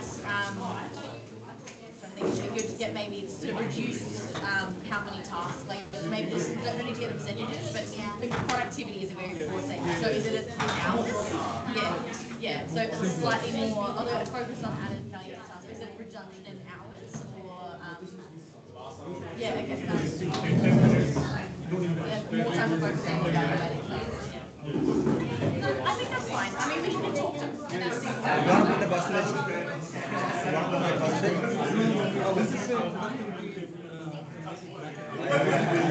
Yeah, 10% more projects. 90 more seconds, and that looks like most people are Assuming this immediately we get to profiling said, how does it work on? So we have then basically a specific session to basically talk about the issues. Yeah. So who actually develops the actual solution? So part of it would be tomorrow when you sit together and brainstorm, can we solve this problem? That's where our two use cases come in. The bigger problem. There is actually one more activity after that, sorry. Okay, so is this started? I couldn't remember what was the last we said the last. What does that mean? So what I was trying to do Just is like to this. sit with the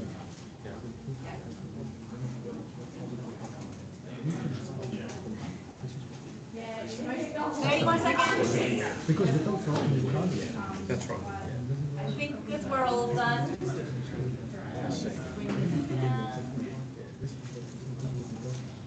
So if we could just focusing for one more minute. What's on the slide now is just a couple of the best practices around the how might we statement. So the HMW it's a common term that we build when we're doing design practice. So the methodologies of this double diamond, it's an industry standard in analysing businesses and it's coming up with design thinking. So thinking about design and the HMW, the how might we, is a really common terminology. So these are just some common best practices when building your how might we's.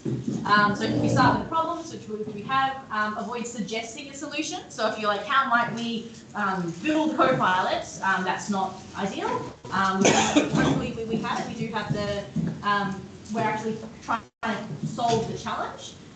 Keep them fairly broad, which is great. So, you know, we don't know the solution yet. We are trying to solve the challenge and focus for the outcome. So that we have an outcome at the end of the day, and we've got the people and the outcomes. We don't know how we're going to do it yet, and phrase them in a positive way, which we've done, which we have done as well.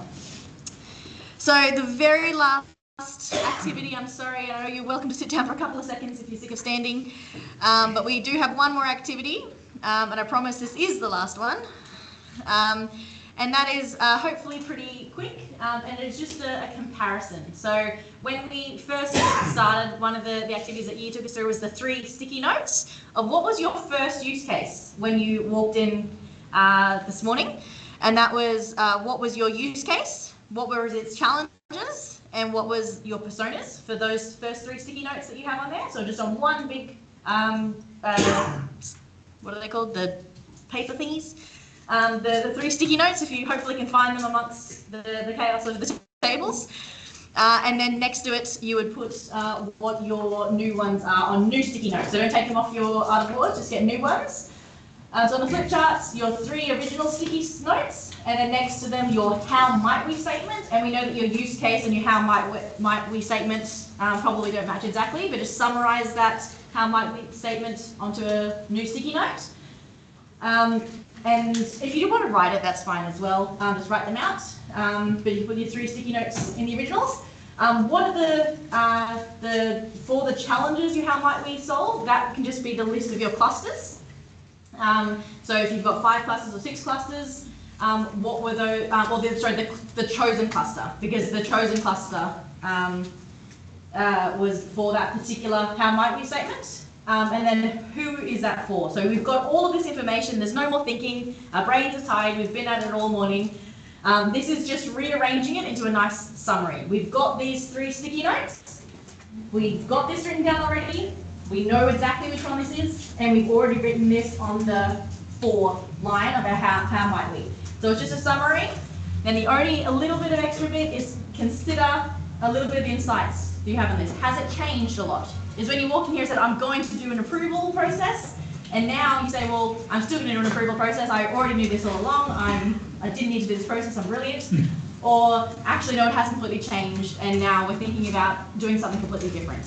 So just a couple of lines at the bottom to say there is actually something more valuable that we're thinking about here. So just some insights there, because this is what we're going to talk about when we come and talk through it soon. So do this for just 5 minutes, nice and quick, and then we'll do a 5-10 minute wrap up because lunch will be coming in very, very soon. So just a quick comparison on your, so if we can get back up again quickly, sorry.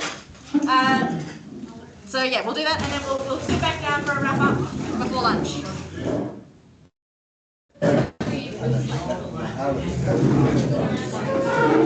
Sorry, did you start thinking about this?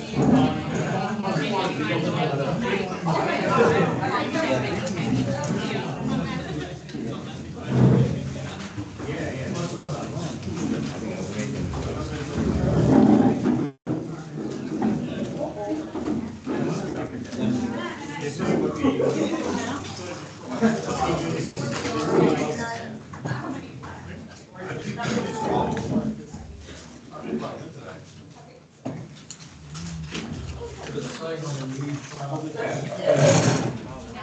a new chart. I think we can take here.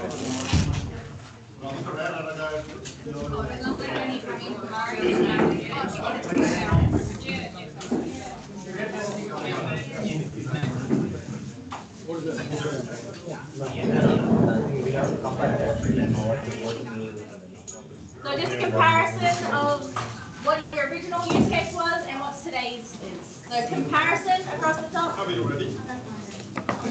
Last activity. Is that your third one? My second one. It's my second one.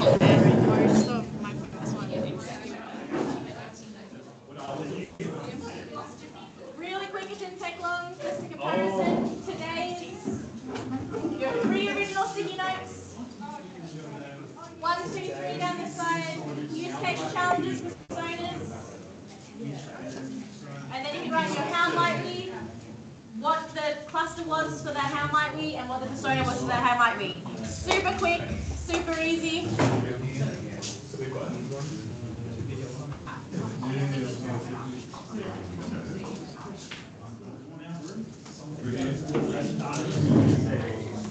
The hard part is what you think about it, what the insights are. Has it changed? Is it the same? Don't forget your division name across the top.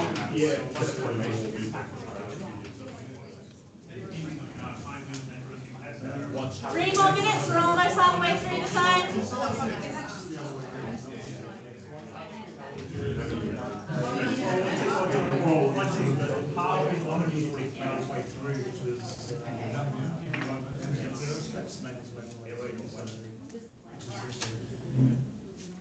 So you have all of the answers already, we're just putting them on a new sheet.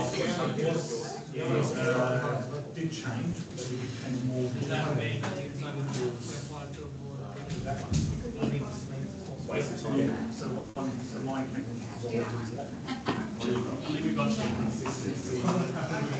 And then your insights, has it changed? Is it the same?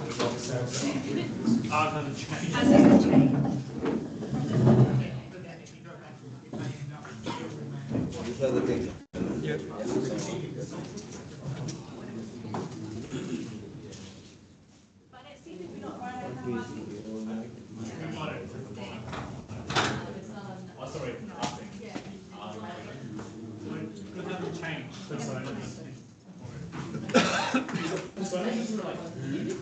I think it's just one broader definition. Yes. Normally just. Then we have here. That's what we put it in. Yeah. How might we? Yeah. So we just write the same thing. Yeah. Improve project efficiency. That's what data. Yes, we'll write the same thing. Improve data management. Yeah. Engineering data management. Yeah. Improve engineering data management. 1 more minute.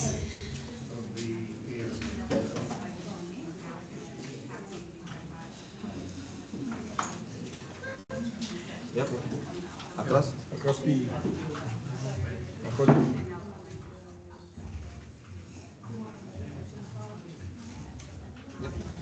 And challenges. Challenges you are solving. Yep, so what was the challenge? Your cluster? Project engineering. Oh, no. Challenges, right? The cluster heading. What challenges?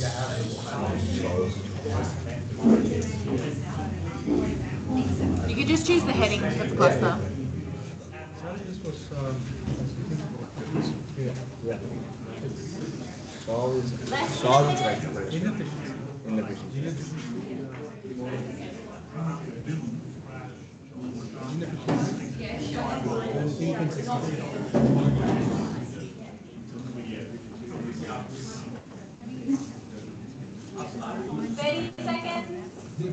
Access, this one, same. It's same, personas with the same. All engineer. Yeah, so it's. This one needs to be here as well. Yep. Yep.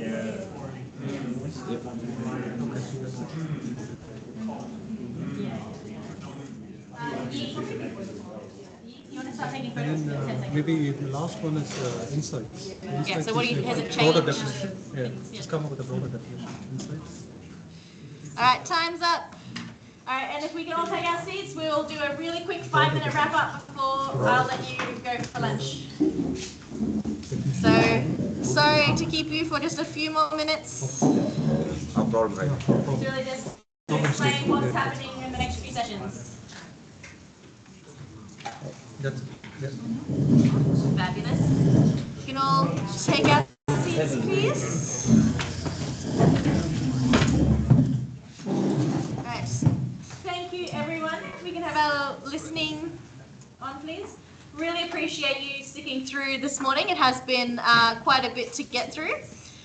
So, coming up, while we've done our first diamond, we've come right down to how might we. What's coming up is the next diamond. So, over the next 2 days, we will meet with each division individually. We'll have a 90-minute session. Oops, let me move that timer. And in that, the first 10 minutes of that 90 minutes, you will present back to us what your how might we statement is. You will present back what your original use case was and how it's changed. We will then have 20 minutes talking about how we will actually solve that. What will be the technical solutions? Could it be a prompts library? Are we going to actually build a Teams mini agent in there? And then we will work through the personas, the design for it. What are we connecting to new data? Are we going to build some prompts? Do you need some training on that? What does the Teams look like? And in the last minute, we'll talk about our business value. So hopefully we'll walk away with that with exactly what your division needs to get started with Copilot. So this is what the agenda for your division is going to look like for each of the teams. So that's the 90-minute sessions scattered across the next 2 days. And what you should have for that is so far we have those original sticky notes which have moved on to the comparison charts. We also have 5-ish flip charts. You probably have more than that because there was a few scattered around.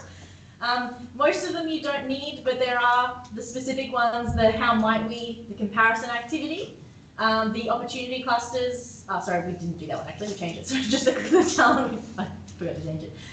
Just the challenges, the how might we in the comparison. So those 3 are ones that we will now be collecting per division. So hopefully your names are on those specific ones. And so you can have lunch and we'll be walking out of here and we'll be collecting them and bringing them to those divisional sessions. If you have any other final comments or anything about them, you can take notes on them during lunch or something, but after lunch we'll be packing them up and bringing them to those divisional sessions. So come prepared. You can think about between now and your session to present what's on there. Think about what you spoke about. So you remember what you said and what was on there. And then we'll be ready to discuss the technical way forward.